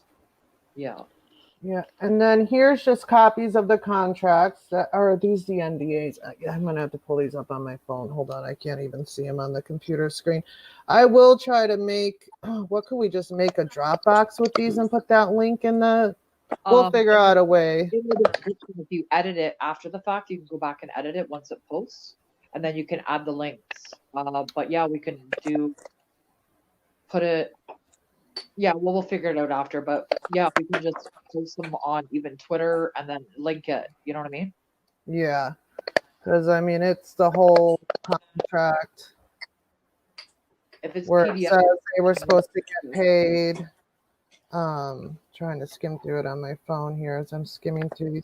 Talks about when fans come up, travel arrangements, bus expectations, no hard drugs of any kind are allowed on the bus. No alcohol except will be unless Corey Feldman brings them. Right. Freaking drug addict. Who's Alyssa Wolf? I'd rather not just. Okay. Okay. Okay, sorry. I just saw her name. I didn't know she still worked for him. Okay, now this is the police reports that were filed on Feldman. Let me see what this one says. Yeah, one of them was because he kept grabbing Kitty on stage, like kept grabbing her ass, like right during the show, and that was one of the things the police were like, "Well, we can't really help you out because even the bus driver had witnessed it at some point because he had come in one night and was like, I'm gonna go see what these girls are doing. I'm gonna watch the show." And so he came in and was just shocked to see him like go up and feel her up in the middle of the set, and then she's playing, so she's just trying to like keep playing. But then like when we were talking to the police about it, they were like, well, you'd have to file in what city it was, and it's like, well, we're somewhere different every day. It was just there's just so much going on, and it was so. I mean, I don't think that the bus driver even remembered which city we were in that he saw it. That's why he's getting away with it, because he knows for a fact with his own experiences of reporting that it has to be done in that jurisdiction. And if he's doing it like that, he's doing it that way on purpose so he can get away with it, knowing that you won't go back to 10 different cities. You know what I mean? 20 different cities for court. Yeah, there was one for criminal threats was one of the police reports, and then this one is for sexual battery. Yeah, the criminal threats was because he was sicking. He basically, he didn't say our names, but basically described us to his fans who we were, and they figured out who we were pretty quick because our. Oh, he said your names in private messages. We've exposed tons of messages from the people that are probably listening on Bobby's channel. Kim, Stacy, and myself have been doing videos since Bobby left, and we have gotten tons and tons of private messages between him and other Feld fan members. And we've done many videos about him and shown tons and tons of private messages of his. About you, he said your name specifically, Poeina. Mm-hmm. He did? Oh, yeah. When? In private messages to Kim, to Gina. Saying what? About lecherous Poeina, something. I remember that he called you that for some reason. Lecherous, jeez, wow! I was celibate. He would have me do research and dig for like the bandmates and looking for Satanists and Marilyn Manson connections, and troll any of the bandmates who haven't blocked you, especially the lecherous Poeina. That's insane. Yeah. That's so ridiculous. Yeah. Lecherous. Yeah. Oh wow, that's funny. Yeah. The celibate Catholic on the tour who's praying the rosary has time to like run around and do what now? What made me lecherous? This is That you ridiculous. took Jackie away from in his mind. Yeah, I did. I sure did steal that Jackie. Now she's mine. She's all mine. Okay, and then I think the rest of these are the NDAs, I believe, the overnight NDAs, which are just Yeah, and these were just like copies of things. They weren't the signed ones. Because when it came down to it, like one of the bookkeeping people that had tried to get in touch with me to be like, "What's going on with the bookkeeping and where are all these numbers?" And yeah, it was just like, well, I did the accounting until I was tired of doing the accounting, and I stopped doing the accounting because I wasn't getting paid for it. And then, I tried to get a copy of my contract. They never gave me a copy of my contract, the one that was actually supposedly signed. And then the accounting person was like, well, I can't find your NDA. I can't find your contract. And then I didn't hear from him. I finally called him back, and he was just like, oh yeah, that guy, he stole my iPad and fuck him. And I was like, what? He was like, oh no, I'm not working with him anymore. Forget about it. And I was like, whoa. Yeah. I can't Okay. remember his name right now. There was a screenshot that I had taken in my phone when I was going through these, and I'll be honest, there's some in here I wish we would have gone in there, so maybe I'll add them to the link or we can do a part 2, but I have it on my phone, so I'm just going to read this message because this one, I mean, he just sounds like a cult leader, sex club. Let me just read it. He says, yes, I understand. You would be amazed at things I have seen, heard, witnessed, etc. But I don't ever judge because I understand that it takes two to get there mentally. But I also know how to help others get out of that place. This is why I support open love and sexuality. I am very anti-sex trade. It ruins lives. So I created a private world for only beautiful people with a super exclusive environment where everyone was pre-screened and all the guests were equally beautiful. It was like a safe zone from the hatred and was the most beautiful, freeing times of our lives. But I'm the lecherous one. Yeah, so when you had your, sex on? cult going, that was your best time of your lives. Unfortunately, all the bitter, angry, jealous people ruined it for all of us by interfering and using the media to destroy our reputation, asking beautiful people to fear coming. They made it look scary and sleazy to keep them away. It's really sad. If you knew all the work we had done helping so many girls, and they ambushed us and spun the story and tried to make us look like the pervs. So effed up. One day we will tell more. Bottom line, Corey's Angels was created as a safe place to feel open, free, sexy, and beautiful without ever being expected to do anything other than themselves. It was truly beautiful. There was more like that, so. He's delusional. Yeah. He is. He tries to He needs to be in a psych ward. Yeah, he tries to paint the picture that he's helping these destitute, poor, homeless women, that he helps change their life around, and he's this next thing to God, basically. And yeah, like it's really so not that picture. And his fellow fans believe it. Like it's really disturbing. Yeah, well, we all believed it at one point.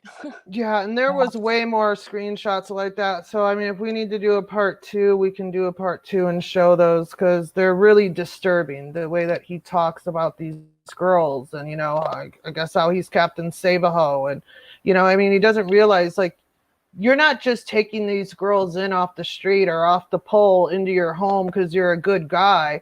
No, you're doing it and then you're manipulating them, you're controlling them, you control who they text, who they see when they go out, when they eat, and they're working for you. So, and you think it, like, he thinks it's an honor to be like in his circle. No, 90% of the girls that have been in your circle have all, it's 95%, have all like regretted it Become to the Wolfpack. soul. Yeah. We've all joined the Wolfpack. Yep. Gosh. Sure have. So he's just absolutely disgusting. I'm gonna take some questions. I have one. Shoot, where'd it go? Hold on. Sorry. What's your opinion on the last tour they were on? The one where he said he was almost killed by those monster trucks and him getting pulled over with no license. There's a story that I heard from a couple of the girls on the tour.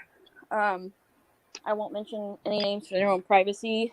Mm-hmm. But the way that I heard it was that he was driving recklessly, and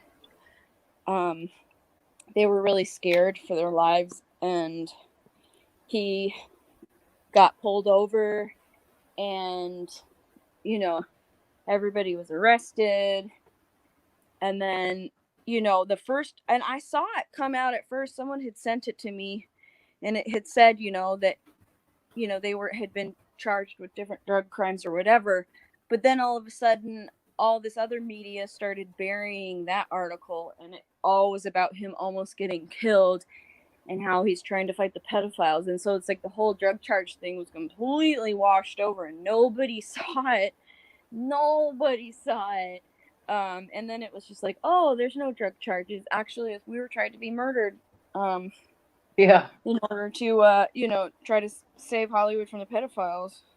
He creates diversions.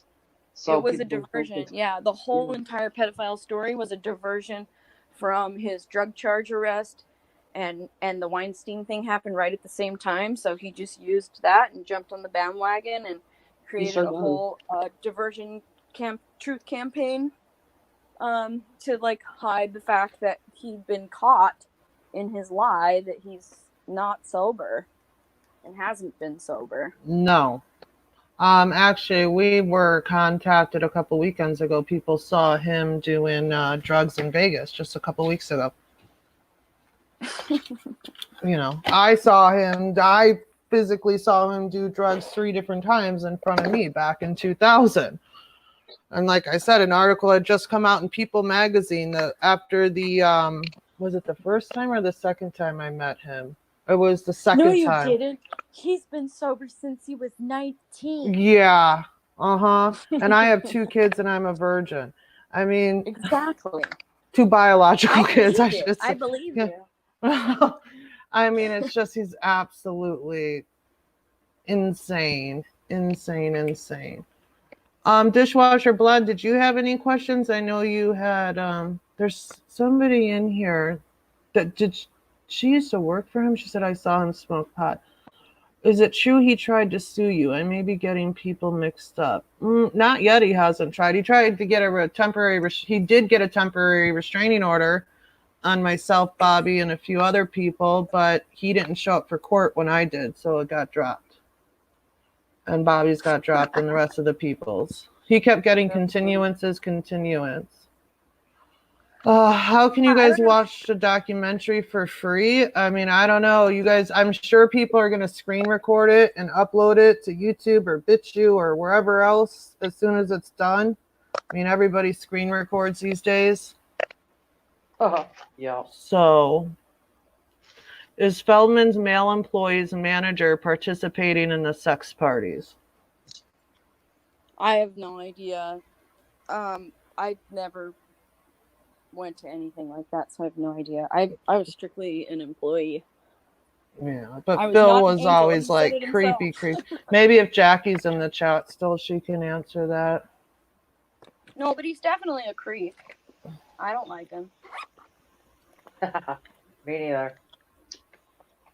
Yeah, I mean, don't you guys find it ironic too that I had tweeted that, we were doing a big interview on Thursday with I think I even said a former employees of his. Yep. And then this morning, Thursday, we wake up to all this nonsense about a freaking calendar. Yep. So Jackie says there were men and women involved. Yeah, I know on tour I saw him bringing men and women into their, little parties or whatever. I never went into the room after they went and did their thing, but, there was a whole lot of just sort of understanding. We knew what was going on, and I kind of poked fun at him, but, Did you ever hear him talk about Corey Haim? Well, yeah, I mean, it was like part of his show. I didn't realize that he was, a total liar at that point. But yeah, I mean, it was like part of his show. Like his best friend, he was like in the video montage and part of the show, Oh yeah, that's right. And it was like 222, and this song is for my best friend. Maybe it is his best friend. Maybe he's never had a friend. Maybe that's the closest to a friend he's ever had. I have no idea. I don't think that Haim thought that he was his friend, but no, they weren't. But maybe he's such a jerk. Maybe that's as close to a friend as he's ever gotten. I don't think he knows what true friendship is, because everyone in his life, he uses them. Yeah. Yeah, and I do believe he was abused as a kid. Absolutely, I do believe that, because you don't turn out like that unless you're a psychopath. And that's what I said. A psychopath. Yep. You don't get that screwed up unless you've been abused.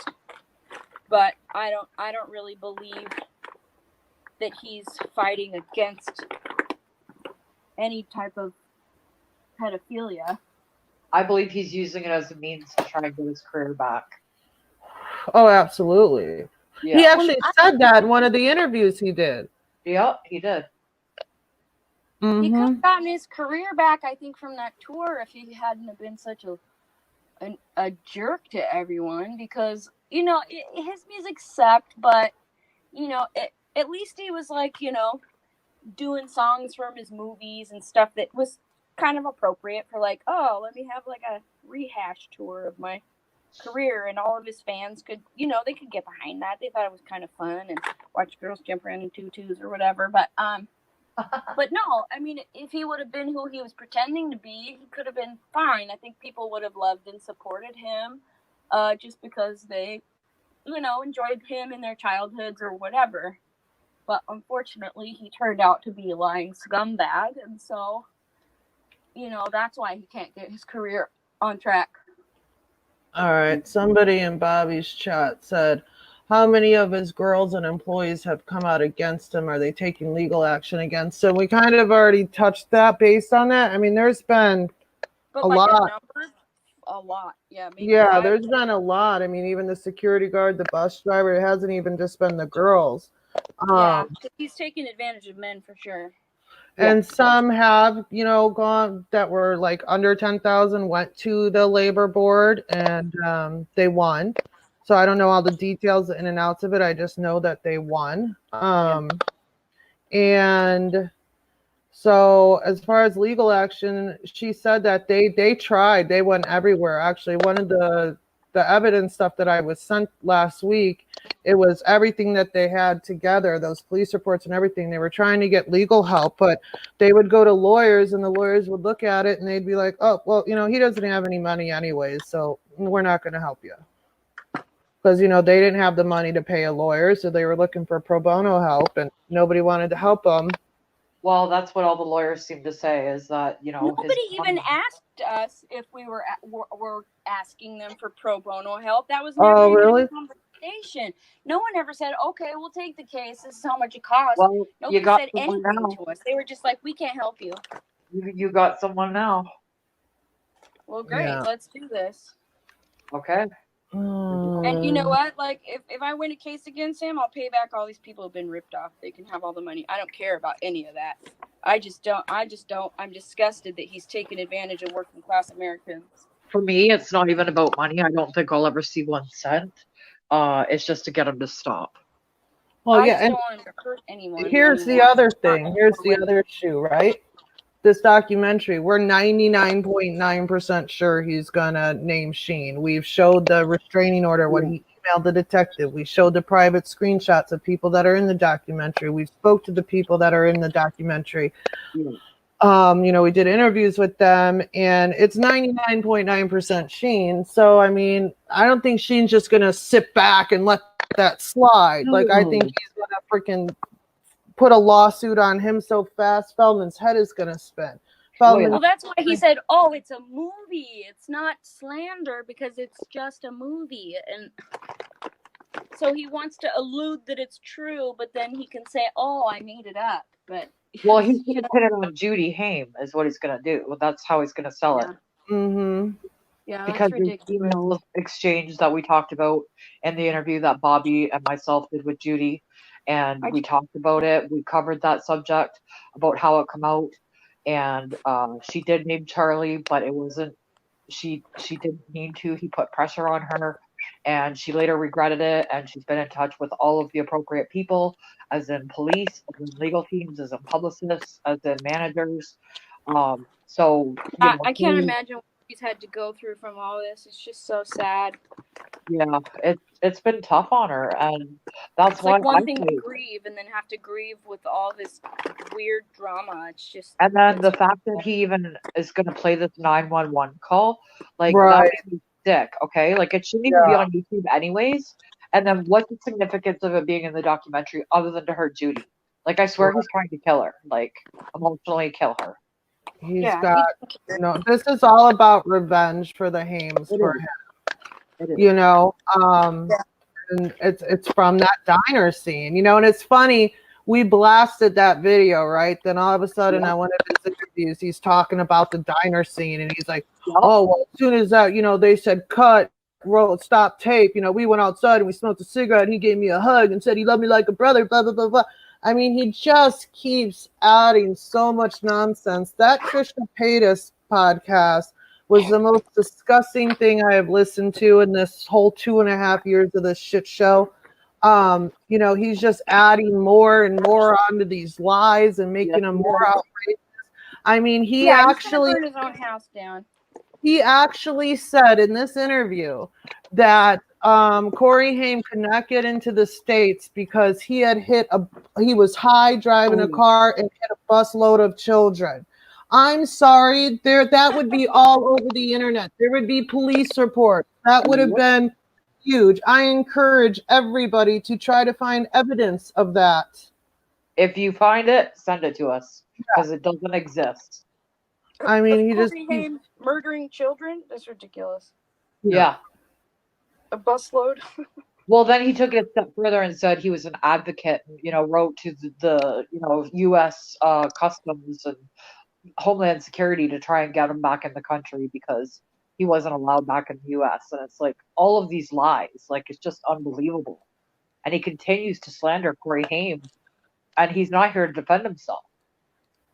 Like it's maddening. I can't even imagine. Like, wow. Yeah, it really is. It really, really is. So, I mean, we'll know Monday night. Everything will be out there. We have been told that we are in the documentary, that screenshots are going to be shared and we're going to be talked about, and that people that he interviewed for the documentary, his Feld fam members, one being a hooker and the other one being flip-flopper, a drug addict, I don't know, that, they were asked about us and, they were interviewed about us, the Wolfpack, and Gina talked about us, me and Susie.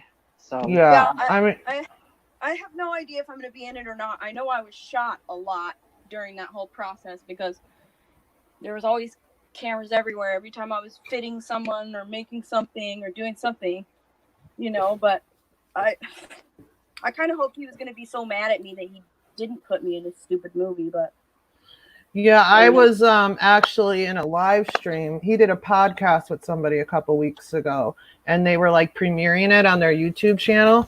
And I was in there and I was like typing away, like putting all this, facts out about him and what a piece of shit he is. And then all of a sudden I get a private message and they're like, "I can't believe Corey Feldman just said that to you." And I'm like, "Wait, what? He's in there? What'd he say?" Like, I'm not even reading the chat. I'm just typing like a mad woman. And he was like, that's Susie Q and her friends, a Wolfpack. That's who I was telling you about. Block them. They, they're pedophile protectors. And I was instantly blocked. I went in there under like 12 different sock accounts, and I wasn't attacking. I did call Gina a hooker when she came in there, but that was my main account.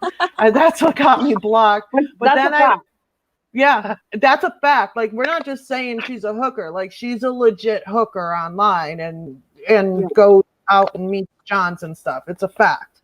And .com. so it's Oh, did he save her life and teach her about God too?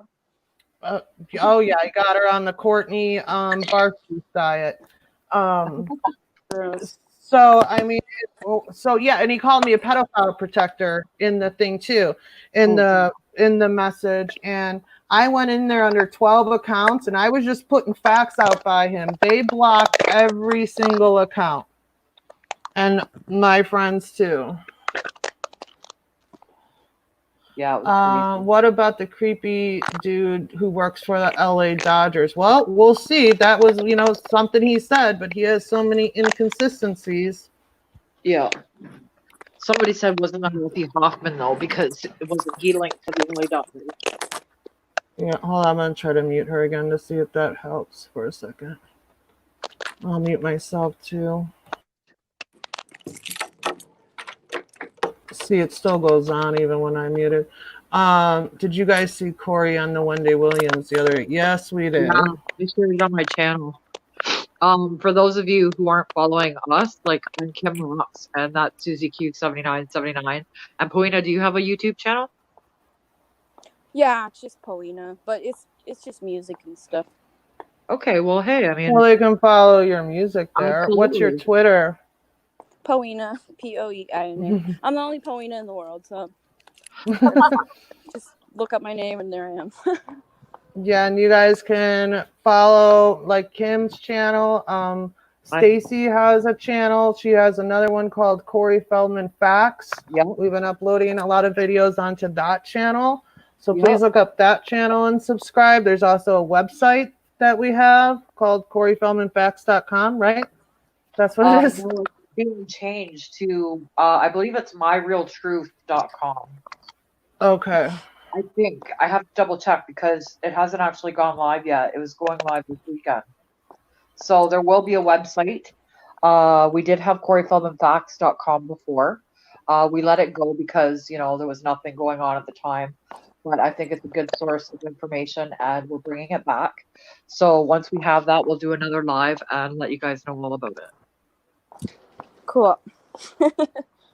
Yay. Ooh, well, it's nice talking to you, ladies. Yeah, and thank you for joining us. And I've had a great time. Like, this has been very, very interesting, to say the least. Shoot.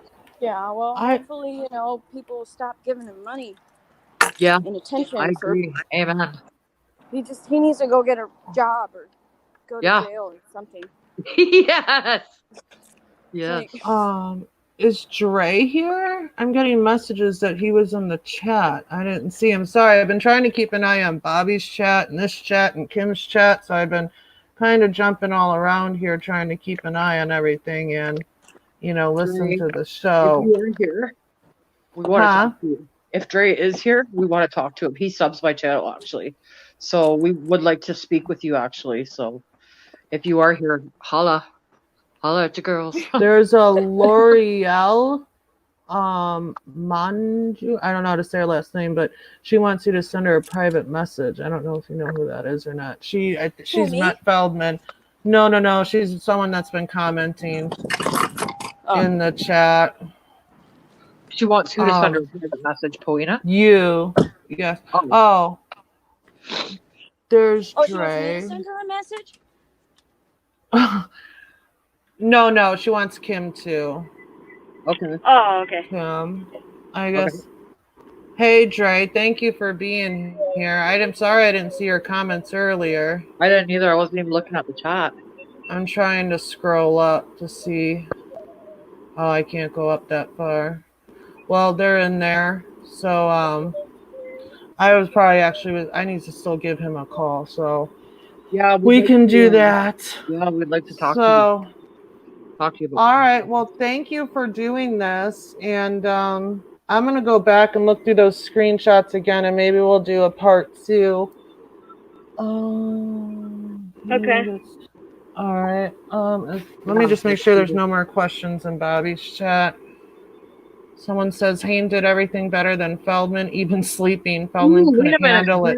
Hang on. Dre wants to get on this call. Can he join now? Yeah, he actually can. Do you need to go, Poeina? Are you okay? Here, She's cool. I need to go soon, but yeah, put him on for a minute. I just plugged my Okay. phone in because it was about to die. Okay. No, Oh, no, God. don't give your phone number. Delete your damn number. Delete that. Come in. Mod, delete that number. I'm trying to delete it. Oh, Somebody with a wrench, take it away. Hello? I got it. You just click on that StreamYard link, Stray.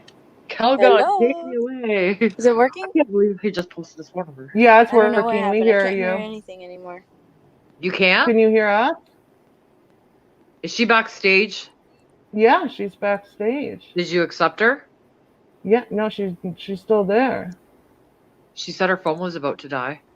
Let me message her and tell her that I can hear her.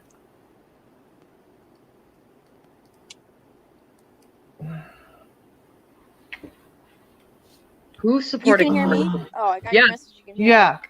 I can I'm hear not you. sure I can't hear anyone anymore. We can hear I'm gonna you. tell her maybe. Hey. Let me refresh. Okay. What to do before I even type that? Oh, here's Dre. Why does it? Okay, add the stream. How you doing? Hi. Yo. Good. What's going How on, are Dre? you? How you doing, ladies? How you guys doing today? Good. We've been wanting to talk to you for a while. You've got some good information. So it's kind of ironic that you No, we can see you now. No, Judy. Judy. How you ladies doing? Judy hit me up yesterday. I'm working on an archangel about female body, the former domestic violence victim, and right. we started the same time that he did his Corey Angel now, and Right. he got kind of mixed up, askew, because he tried to make his girls interact with my women. My women wasn't having that. He was trying to sleep with 2 of my girls. Then I don't get me wrong. I love Corey to death. Corey got me starting this game. But what went south with Corey is that you wait until Haim passes on, start all this stuff. And I told him, we knew what was going on even before the 2 Corys. Why would you wait until now to do that? Exactly. You know, and I always told him, don't do things that you're going to look like a bite you in the ass. Now you got, when this truth thing hits the air, he gonna need half the U.S. military. You know, so if what would happen, that Bob, I think it was Isaac from Disney, stepped down because of him. What would happen going around Disney right now about that? That he was the reason why Bob stepped down from Disney, the CEO. So them kind of powerful men can make a lot of things happen quick. You know, and you know, I've never been a big fan of his wife, Susie. I'm sorry, Susie, I love her to death. It was Courtney I like. I've never been a fan of Courtney. I never have. I think she's a trifling woman. I'll tell him to her face she is. And it's not gossip coming from security, because I'm retired bodyguard, so I can say the fuck I want to say.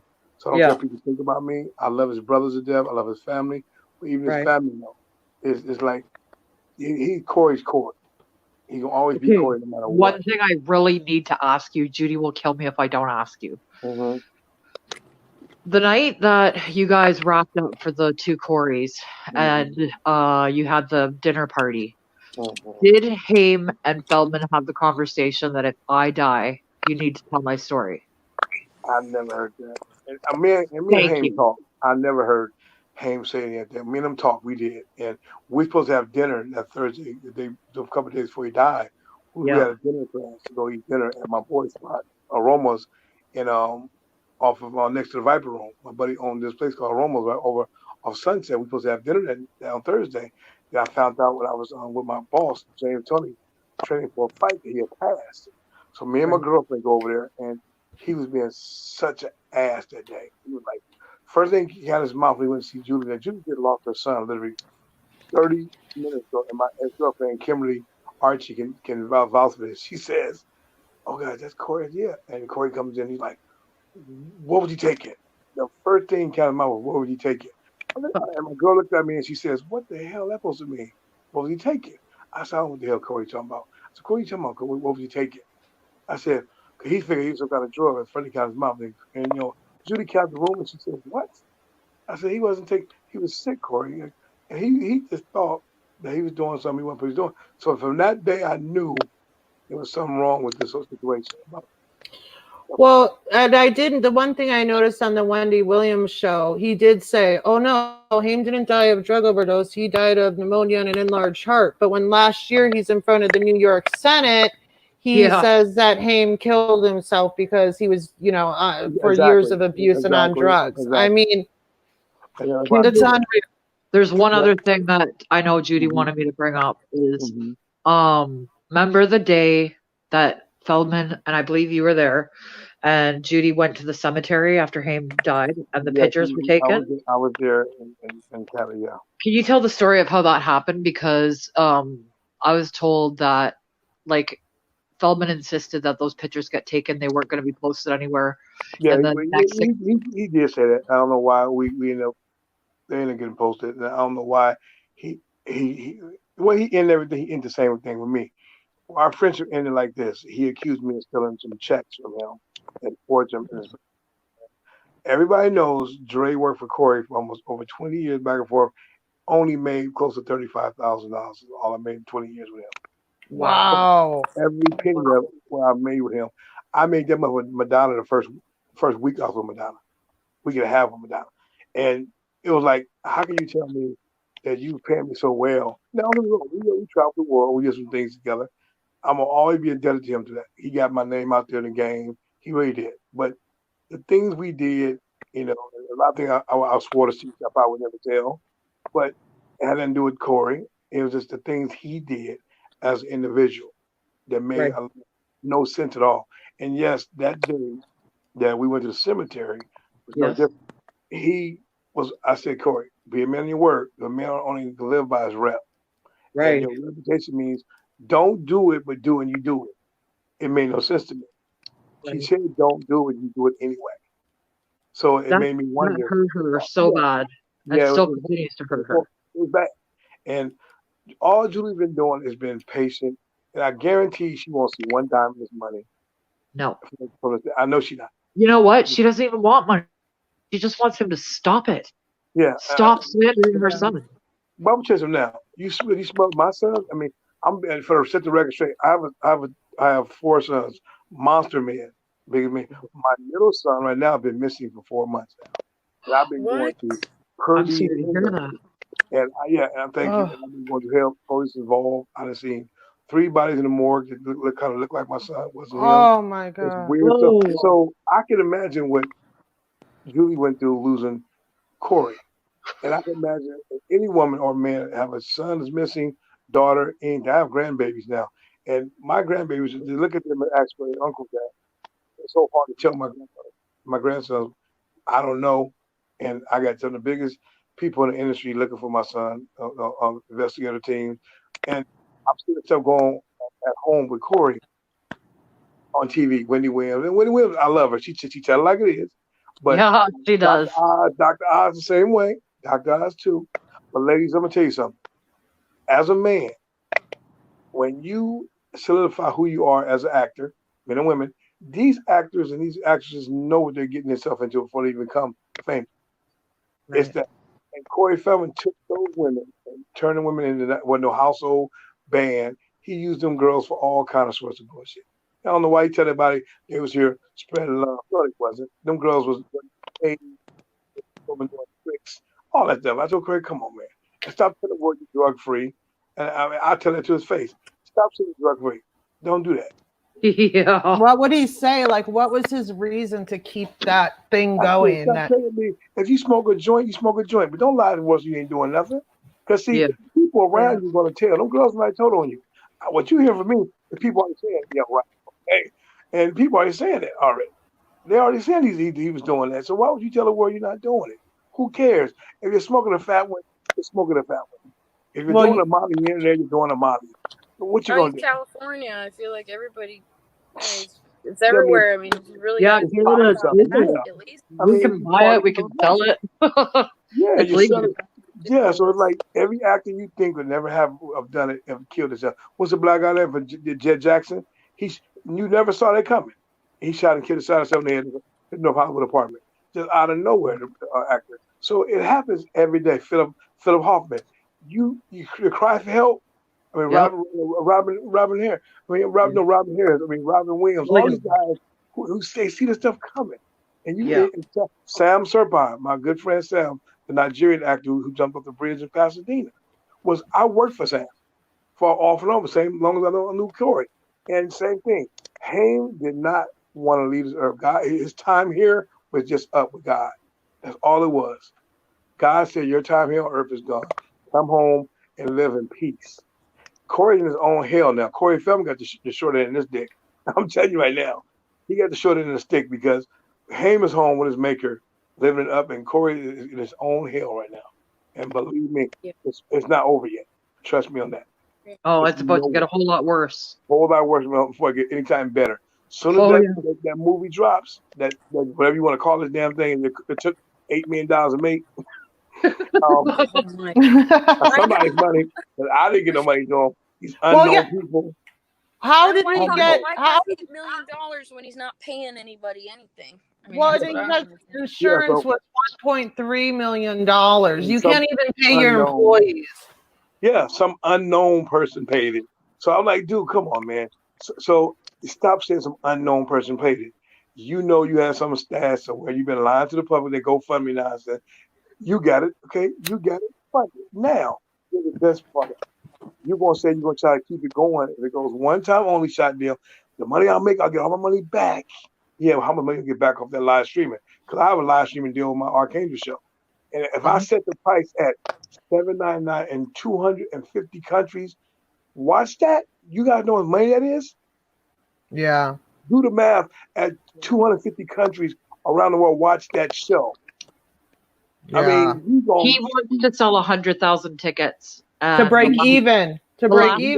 Yeah, the last we heard, he sold 4,000, which in Corey's world is probably like 1,000 or 2,000. Yeah, in his world, he'll tell, oh yeah, I made a car just enough to pay my rent for her month. No, you made enough to buy you another car. Yeah, and do what you gotta do. I watched his son grow up. I took care of Zen, sweet kid. I hope Zen will never turn out to be. So I love Eden. I love Eden to death. I love his brothers to death. All of them. Damn, his sister too. All of them. But it's a damn shame when your brother he did to you, and then he got showed up on a TV show. Eden stole all the time of that. He stole that. Yeah. Pissed him off. So I couldn't believe when I saw Eden on that show. I was like, man. Right? I only know Eden because he actually was like on the summer tour, but he was the best thing on that show, to be honest. Yeah, he was. I love you. You meet Eden, he's the sweetest guy. His brother's now sergeant. His brother's a sergeant. Devin's a sergeant now for LA. LAPD. LA Airport Police. He's a sergeant. Yeah. And I love Devin, and I love his sister, sister, all of them. But see, it's how you dog your mom and dad, how you dog Bob, Feldman. But all they're doing is to be the best parents for you. Sometimes parents know better when you're younger. They see things, but you can't say your parents stole all your money because you have something to do with your money you've been spending too as a kid too. I want this, I want that, and all the neglect. So now we fast forward to 2020. When that thing drops, he's going to hire special forces, the Navy, Navy SEALs. I mean, nuclear submarines around. They're coming after him to protect himself from us. They're coming. They're Wolfpack. Yeah, he's a big So you ladies probably going to some. I won't call it a funeral. You be going to a bullshit viewing. What you going to? You see a bullshit viewing because you're going to see a bullshit viewing was all over it. And I'll tell you all the time. I'm writing my book right now as we speak. Behind the Vest, Memoirs of a Celebrity Bodyguard. And believe me, my book tells things that the world knows. When he wrote their choreography, that book sat around the house. The non-edited version.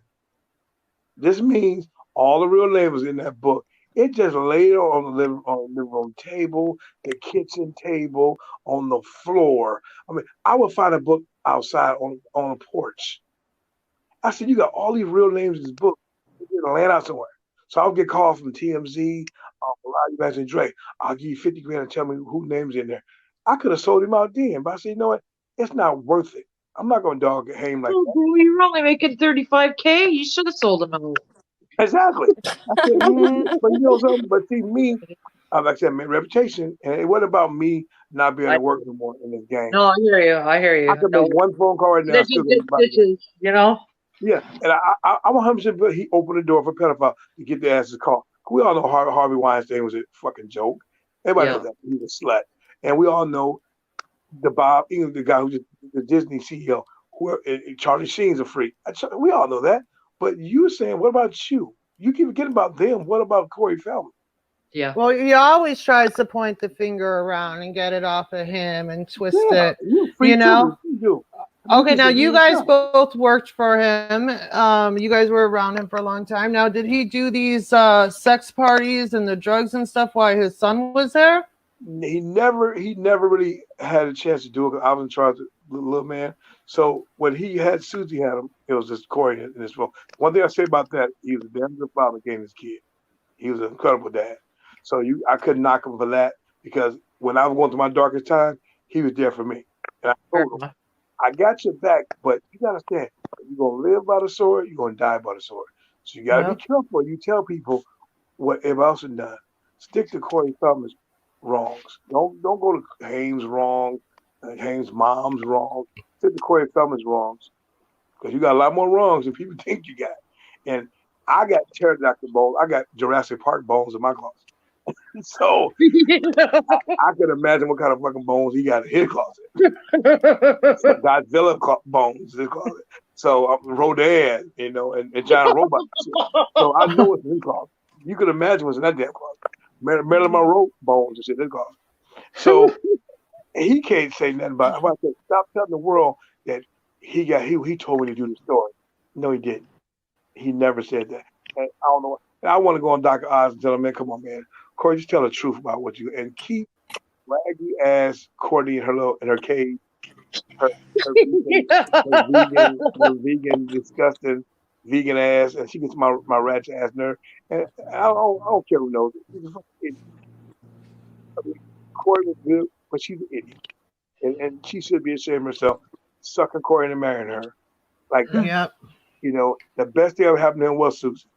Period, hands down. Well, did you know that she's in the documentary? Oh, Susie? Mm-hmm. Yeah. Poor girl. He says it, and if you on the trailer on his YouTube channel, it says it in the description. And he claims that he's got no money to pay his employees, but supposedly he has 24-hour security for himself, for Susie, for his first wife, Vanessa, I believe her name is. Yeah. I mean, But why did Vanessa one dumped him for somebody else? She left him for somebody else, Gino. So why does Vanessa need him to do that? Why did he need? Is this weird to me? It makes no sense. Oh, he said on the Tricia Paytas interview that she cheated on him with Prince. Prince. So somebody said. Yes, that's what he said in the podcast the other day. That close to Prince's dick, whatever. He said he was in rehab when he was 19 for 10 months.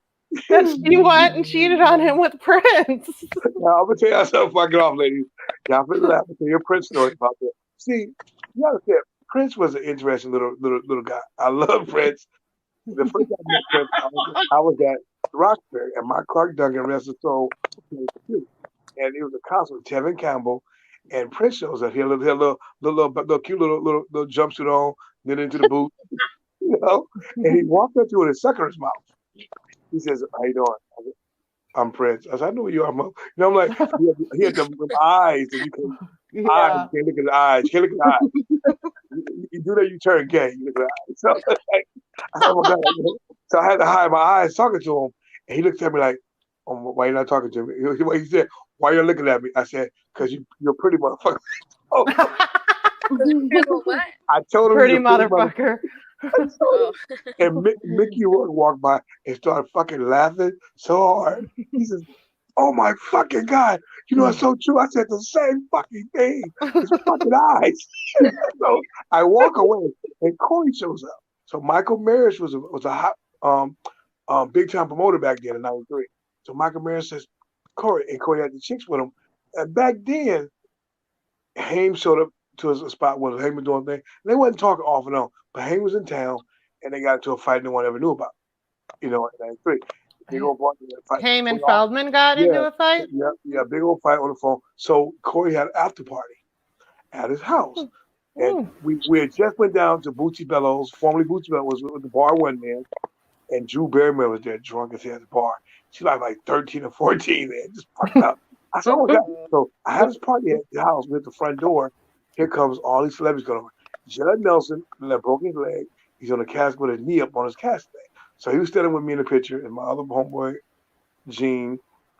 Will Smith showed up. I told Will, dude, who the fuck are you? Can't get in. It's a big ass theater. Can't get in. I didn't know who he was at the time. And Alfonso got in, and he said, I'm Fresh Prince. No, I'm Will Smith. I said, yeah, whatever. And I said, and I told him to leave. He left. I kicked Will Smith out of the court. You know, I said, oh shit. I found out that's who it was about a year later. I started working for Will, and I found out it was you was the one that called you. Yeah, you threw me out. I said, I know who the fuck you was. And then Kevin Cameron showed up. And I said, Kevin, what's up, man? So Dominic Brazza name everybody keep ignoring. No, not us. Not us. Everybody keep on saying Dominic. Dominic was the most nastiest bastard on the planet. Yep. I think a pedophile beyond pedophiles, and no one just keep ignoring. That's who it was that bothered Mr. Haim. Bingo. That's what we've been saying all along. I said, Feldman was friends with the guy. And lived with him. I'm gonna tell you what. He had this room. It's a Hazelhurst Palace. I call it Hazelhurst Palace. It was a blow palace. Everybody went there to blow. And you go there, it's this room that you never was allowed to go in. Dominic would tell guy Henry Penzie, a name you guys might know, Henry Penzie, used to say, hey, what's in that room, Dominic? Oh, it's a war of loving chocolate. What the fuck you mean? I would, every time we would go somewhere, I come at the house by itself, I would go check out that room. He had some of the most disgusting stuff in there. I'm talking things that you would never think the stuff a pedophile would use on people in his room. I don't know why he acted like he was innocent as fuck. If I ever seen Dominic, I would slap him in his fucking fat belly and kick him in his fucking face. Because he really is. To sit up there and smear Haim's name like that. And you know you was the one behind that. That would kill me. That would kill me. And you want to say all the other people, other people. I mean, when it push comes and shove in the day, ladies, we know that Fell Dog, or what Haim always called him, wasn't innocent none of this stuff. I don't know why he made like, oh, he told me to do it. Corey, come on, man. I love you to death. Tell the truth. Haim didn't tell you no shit like that. Yeah. He didn't tell you, just tell a story. Thank you. God. He look at you right now from the grave saying, what the fuck is happening here? You know, shaking his head like, damn, looking down at him going, wow. You sold me out like that for a little bit of money. A little bit of money, it was. And so whatever day he launches this thing, he better have a nuclear device on his house. Yeah. He better have a whole reactor around there. He better have bulletproof everything. Because he already started, the ball started rolling already with the CEO of Disney.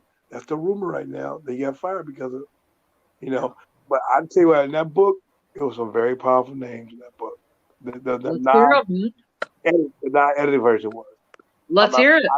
I can tell you some initials. It was some M's in there. Okay, tell us some initials. I might have to go though if you keep telling stories though, because I have to go to a rehearsal tonight. Oh, yeah, it was the M, the C's, the B's, the S's. So there's a few names in there. That was a powerful name in the industry. So when he comes out, he gonna have a lot of people after him. Did he name Brasha in that book? Think about it. Never. See, I'm talking about that little D Bronson never even kept him. That's why I was so weird. You won't mention Dominic. I think Dominic raped his butt.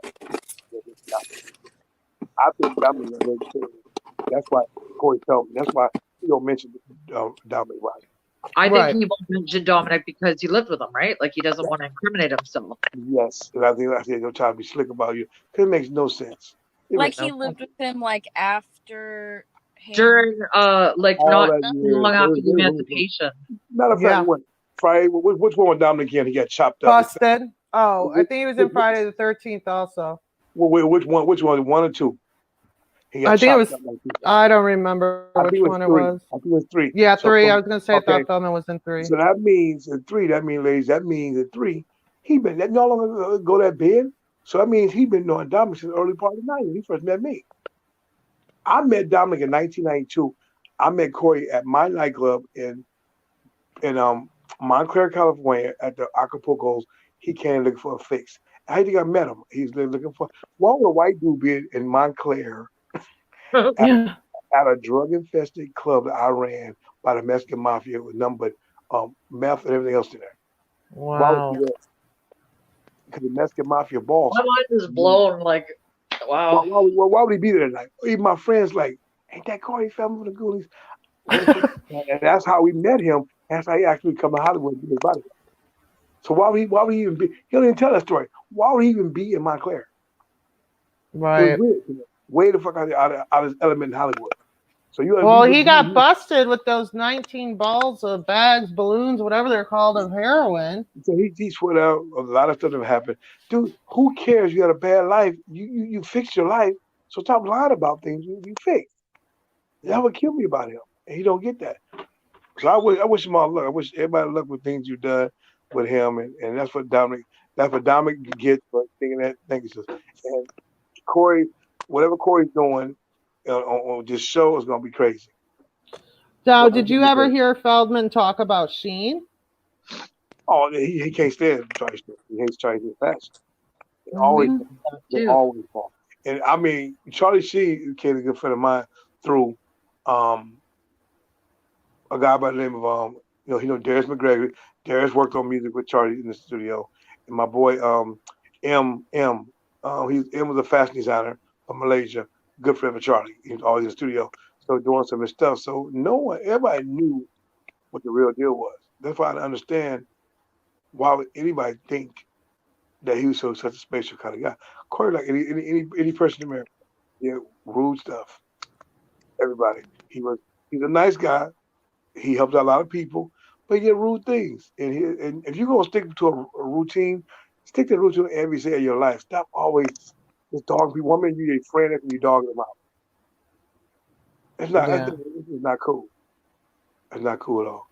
So that's what it was, and who we are now at this premiere of this show, whatever it's gonna be. Whatever. Yeah. When does this show happen? When is it? The documentary even coming out? The 9th of March. Okay. So, what day is that? If I make sure I'm not around. I think it's Monday night. Oh, perfect. Monday Night Wrestling. WWE. So I'll be perfect. Watch that. If you smell what the Rock's got cooking. Well, it's like because it's like taking a parachute jumping and putting his court a little too early, and let him just fly back into the car. I mean, you wish sometimes he's on a plane that got shot down by somebody, and them kind of things. I hate to wish it on anybody. You know, I really do. So it's like God is good, and I think it's real wonderful. So I hope whatever happens to him in a great. I wish him all luck. I wish no bad luck on anybody, but you need to be careful what you're doing because now you can put your toenail in a bag of bacon bits. You put your foot in hot chicken grease. So you gotta live with that. Yeah. Yeah, he's gotta pay the consequences of his actions. So he thinks it's gonna be like the next Harvey Weinstein thing, and all these people are gonna come for. It's like, he's taken down his own career. He's gonna blame it on the Wolfpack and Judy and everybody else and Charlie Sheen and everything else, but this is his doing. He sat back and held on to these names for 10 years. Why, quote unquote, film 10 years ago? Like, all these pedophiles, and you just sat back. Yep. And you said all the time, all the people, they was constantly ruining kids' life too. You sit there and watched. That would crack me up. Amen. It's sad. Hey, sorry to interrupt. I really got to get going. All right. Well, thank you. Thank you very much. Thank you so much. Yeah, Call me I'll tomorrow. later and listen to Now rest. I'm Okay, gonna tell you right now, Alright. ladies. I'm doing we're doing Right. a premiere of Archangel the show. I'll make sure you guys out here in LA, right? I am. Well, I'm in Lake Elsinore. Perfect. Yeah, my niece lives in Lake Elsinore. My niece is getting married. She lives in Elsinore. Now I'm having a premiere of Archangels, the real Archangel, not the Corey Feldman with the penis shaped logo. It was penis shaped. That's all I see when I look at it. Thought it was the only one. He claimed, and I had one drew from a real one. He didn't want that one. I wanted one. I said, Corey, like a penis, dude. You know, it looks great. No, even the police Totally. officer, what's a giant penis up there? I said, yes, Corey Feldman. And he just argued me down. He thought his girls was better than my women were. I said, look, it's not a competition. We are here to save lives with domestic abuse. You're here to take women and drug them up and have sex with them. Yep. Big difference. So one of my girls said, oh, he's just trying to hit on me the whole time, Dre. I'm talking. He kept walking to me and said, Dre. That's what he kept doing. He kept doing that to me. So I knew it was something kind of weird. And it was great. So God bless him. And God keep him. I wish him all luck. I do. He's gonna freaking need it, man. Yeah, he is. He is. Oh, yeah. So thank you for your time. And Thank you for coming on here. Yes, Yeah. anything else that comes, I'll let you know. But be following me. I'm on my Instagram, of course. It's Big Okay. Dre, the Big Dre Factor, and Yeah. you follow me on that. And of course, my Facebook is DeAndre Adams. I'm doing a first ever Legends Bodyguard Hall of Fame Awards at Thunder Studios, June 13th, 2020. We come out representing. We have some major celebrities going. We had a host by Darius McGregory from Family Matters, hosted Rodney Allen Rippey, Jack and Box fame, and a lot of celebrity guests coming through. It's to give homage to all the bodyguards from present and past, and we're giving awards to Lifetime Achievement Awards, everything. It's our first annual. We do it every year. Well, maybe I'll get with Jackie and Poeina. I can come out there and we can all go and. It'll be part of the media stuff. Yeah, the media, and it's purple carpet, black tie event is gonna be great. Oh, okay. Well, thank you. So I'll give you more information and stuff since you get past the media passes, since you and everything else. So I think we definitely need to chat again for sure because you are like dude. Because I'll make sure that I would love to have. I'm paying homage to Heyman night too on my Tron and stuff. It's gonna be a live streaming show. So we're gonna be live. And I'm paying homage to Corey. You know, everybody who friends of mine. They're gonna be on the screen. We're gonna talk about them, a little bit about everything. Because he just got me in my inspiration of actually kept bodyguard. I was gonna quit, and he said, "Man, dude, you got too much skills, and don't let Corey stop me from quitting doing anything." Because Corey really had me at the point now. I didn't want to bodyguard anymore. He's a total asswipe, and he pissed me off. But he said, "Man, no, you don't let Corey make you do what you're doing." So I did, and there it was. So thank you for letting me line between your show. I appreciate it. Thank you, and I'm going to keep your family and your son in my prayers. Oh my God. Yes. Yeah, I appreciate that, ladies. Definitely. God bless you all. God keep you. All right. Thanks, Trey. Big Thank Dre you so much. All right. Bye. Oh, well, that was a happy surprise. A good surprise. Uh-oh. Kim looks frozen. Kim, I'm going to boot you because you look frozen and messed up. Hopefully I'm not frozen. If you want to jump back real quick, you can, but I'm just going to end it. That was amazing. Maybe we can do a follow-up interview, like, with Dre. I don't know if he'd be available this weekend before the doc. But we'll have to see for sure because that was great. Oh, I'm frozen too, or just Kim? Am I? Oh, no, I'm not frozen. Okay, just Kim was frozen. So, but again, everybody, please subscribe to Kim Rock's channel, Stacey Thomas, Corey Feldman Fox, my channel, of course, Susie Q79. We will keep doing videos. We've been doing them, putting lots of evidence out there. A couple of the videos I removed from my channel because we had buffering problems. So, like, they're on Kim's channel, and oh, here she is. Hi. Hey. Sorry, you're frozen. I know. Oh, I don't know. Did Dre go or? Yeah, he did. Man, that's one Yeah. interesting dude. Like my mind is blown like right now. Yeah, that was really a good surprise that he came It on was here. a great surprise. Like this has been one informative night, like that's for sure. So Yeah, it has. And I think we're definitely going to have to do a part 2 of those screenshots. So, oh yeah, for sure. we'll probably do that this weekend sometime before Monday for sure. And I'm sure, huh? Whose channel? Put her channel in the comments. Mine is Kim Rocks. Susie's is Susie Q7979. Kim Rocks. Then there's Corey Feldman. Corey Feldman Facts. And then Damn Hot Chick is Bobby's old channel, which we have now taken over, and you'll be seeing more of our streams. Yeah, we gotta change the name and stuff. He's trying to figure out. Bobby does not want to be associated with this in any way, shape, or form. He doesn't want the channel, but he wants, to give us the channel to be able to get the information out to more people, which was huge tonight. I mean, he had 75 people at one point just in his chat. We got up to 140 total between the 3 streams at one time. Really? Yeah, we sure did.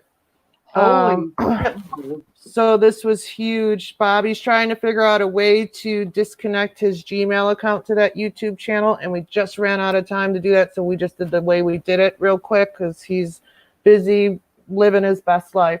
So we did it this way so I could simulcast to him, and we'll just keep doing that. And Stacy Thomas, that's her channel, right? Well, she usually uses she posts everything Feldman on Corey Feldman Facts. Yeah, so that's fine. Yeah, Corey Feldman Facts. Definitely, please subscribe to that channel. And I'm sure we'll be back on here soon. Tomorrow, Saturday, Sunday. My mind is do you want to discuss the calendar thing? I know we discussed it a little bit, but all I have to say to that is we had nothing to do with it. We have no idea. I don't know if who did it, if he did it, someone he knew did it. I don't know. Nor do I care. I think it's ridiculous that he had to make the big deal out of it that he did. He's just bringing attention to us. So, and there's lots of articles now from today that we can go drop the link to this video in all the comments. But if you guys look at the comments on the TMZ article, they're hilarious. If you want a good laugh, go look at the TMZ comments. There was, I was wondering if anybody did a YouTube video about it earlier, and I put Corey Feldman Wolfpack Wolfpack something. What did I put? I can look in my history. And a video came out. Yep. Sorry, the guy has like almost 500,000 subscribers, and he did a video about the calendar thing. And I guess he's done. Oh, I put Corey Feldman Wolfpack is what it is. And you scroll down, and there's a video done today. And the guy just talks about the calendar and the Wolfpack, and he thinks Feldman, has no credibility, blah, blah, blah. And the comments on that video, I mean, they're all negative towards him. So, I mean, people still aren't buying it. Huh? Is it Pockets of Truth or something like that? No, here, let me look it up real quick. No, it was somebody I had never seen before personally. Somebody is asking to explain the calendar thing. So what it was apparently, I don't know, was it last night that it happened or was it today? I don't know if it was last night. I woke up to it this morning and it was all over. Anyways, I woke up to it as well and got the news that I think TMZ was already reporting on it, that a calendar of a Wolfpack calendar, I guess, was left at Corey's house in some capacity. And what I read from the article was that he fled his house. He's going to leave his house until after the documentary is aired. A lot of people don't even understand what the Wolf calendar represents. I personally think it's a publicity stunt. Personally, I was expecting him to have another attempt on his life, so-called attempt on his life, prior to the documentary, because let's face it, ticket sales just aren't there. And he's facing to lose a lot of money which he may or may not have borrowed from somebody else. That was, I don't know. There's some story there too, but who knows with him.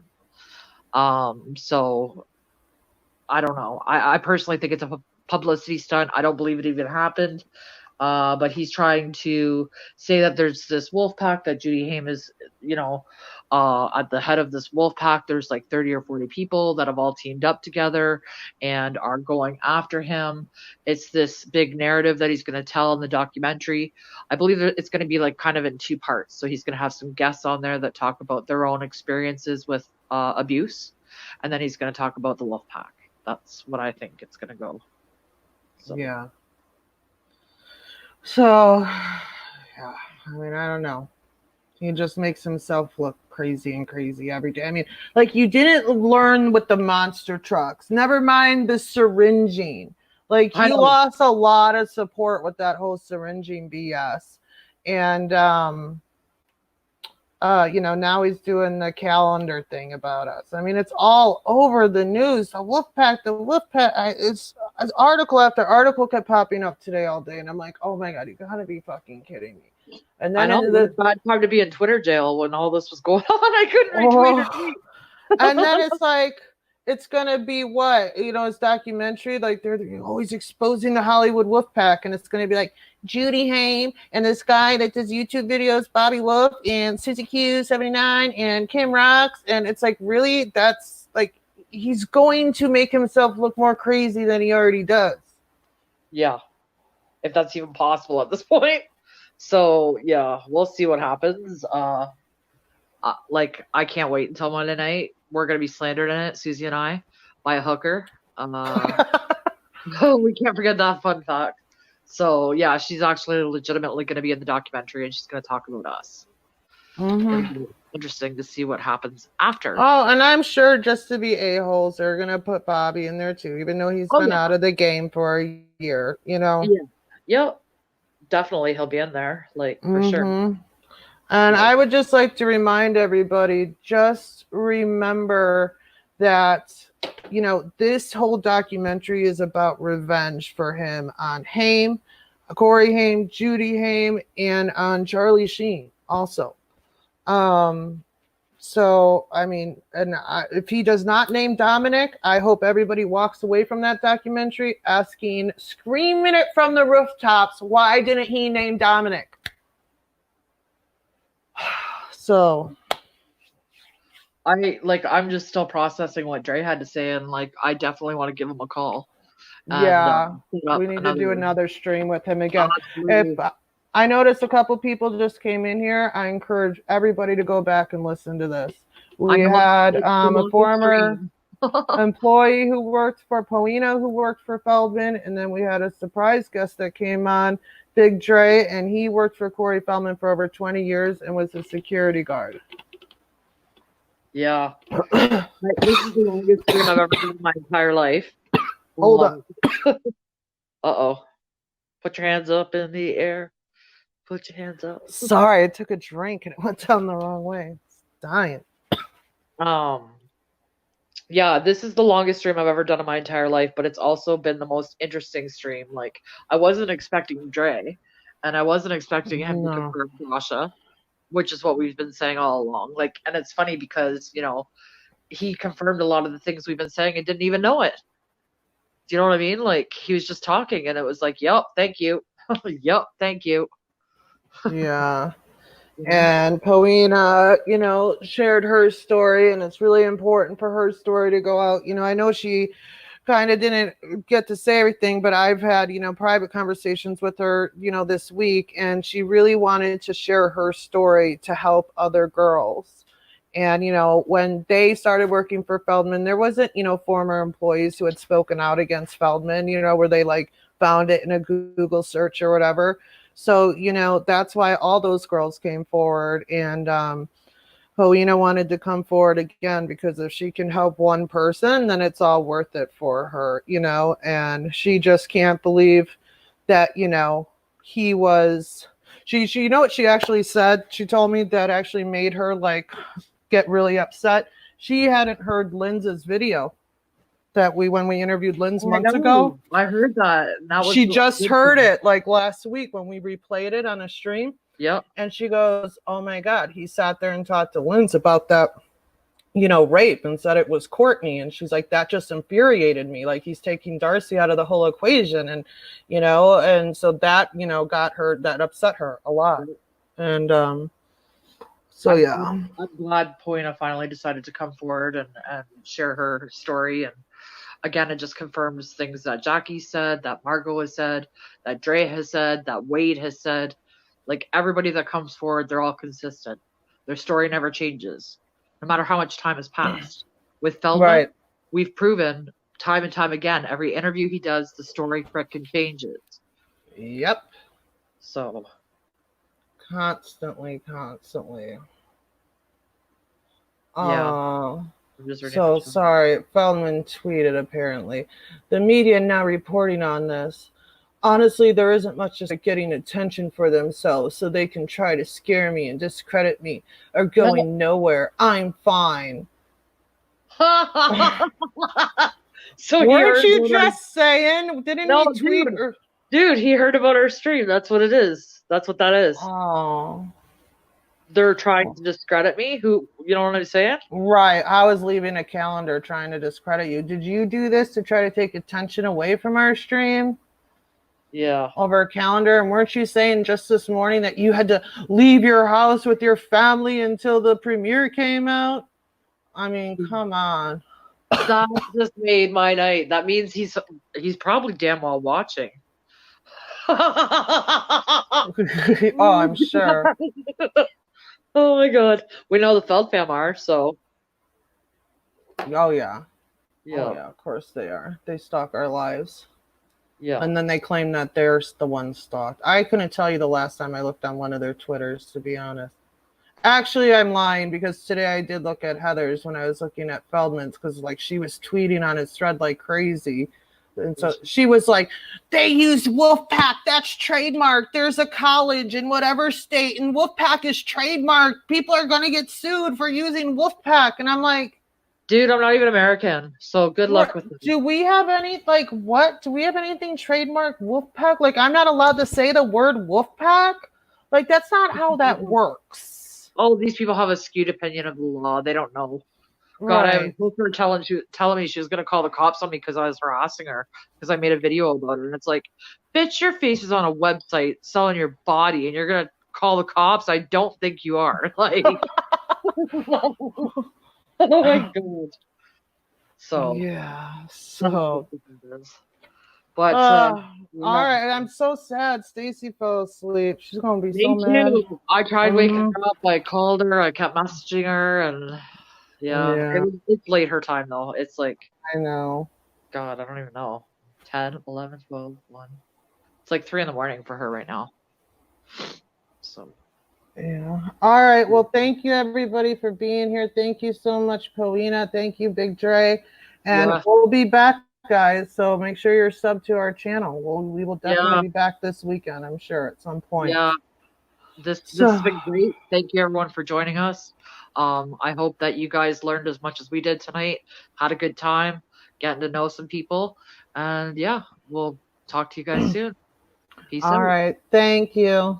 Bye. Right. Bye.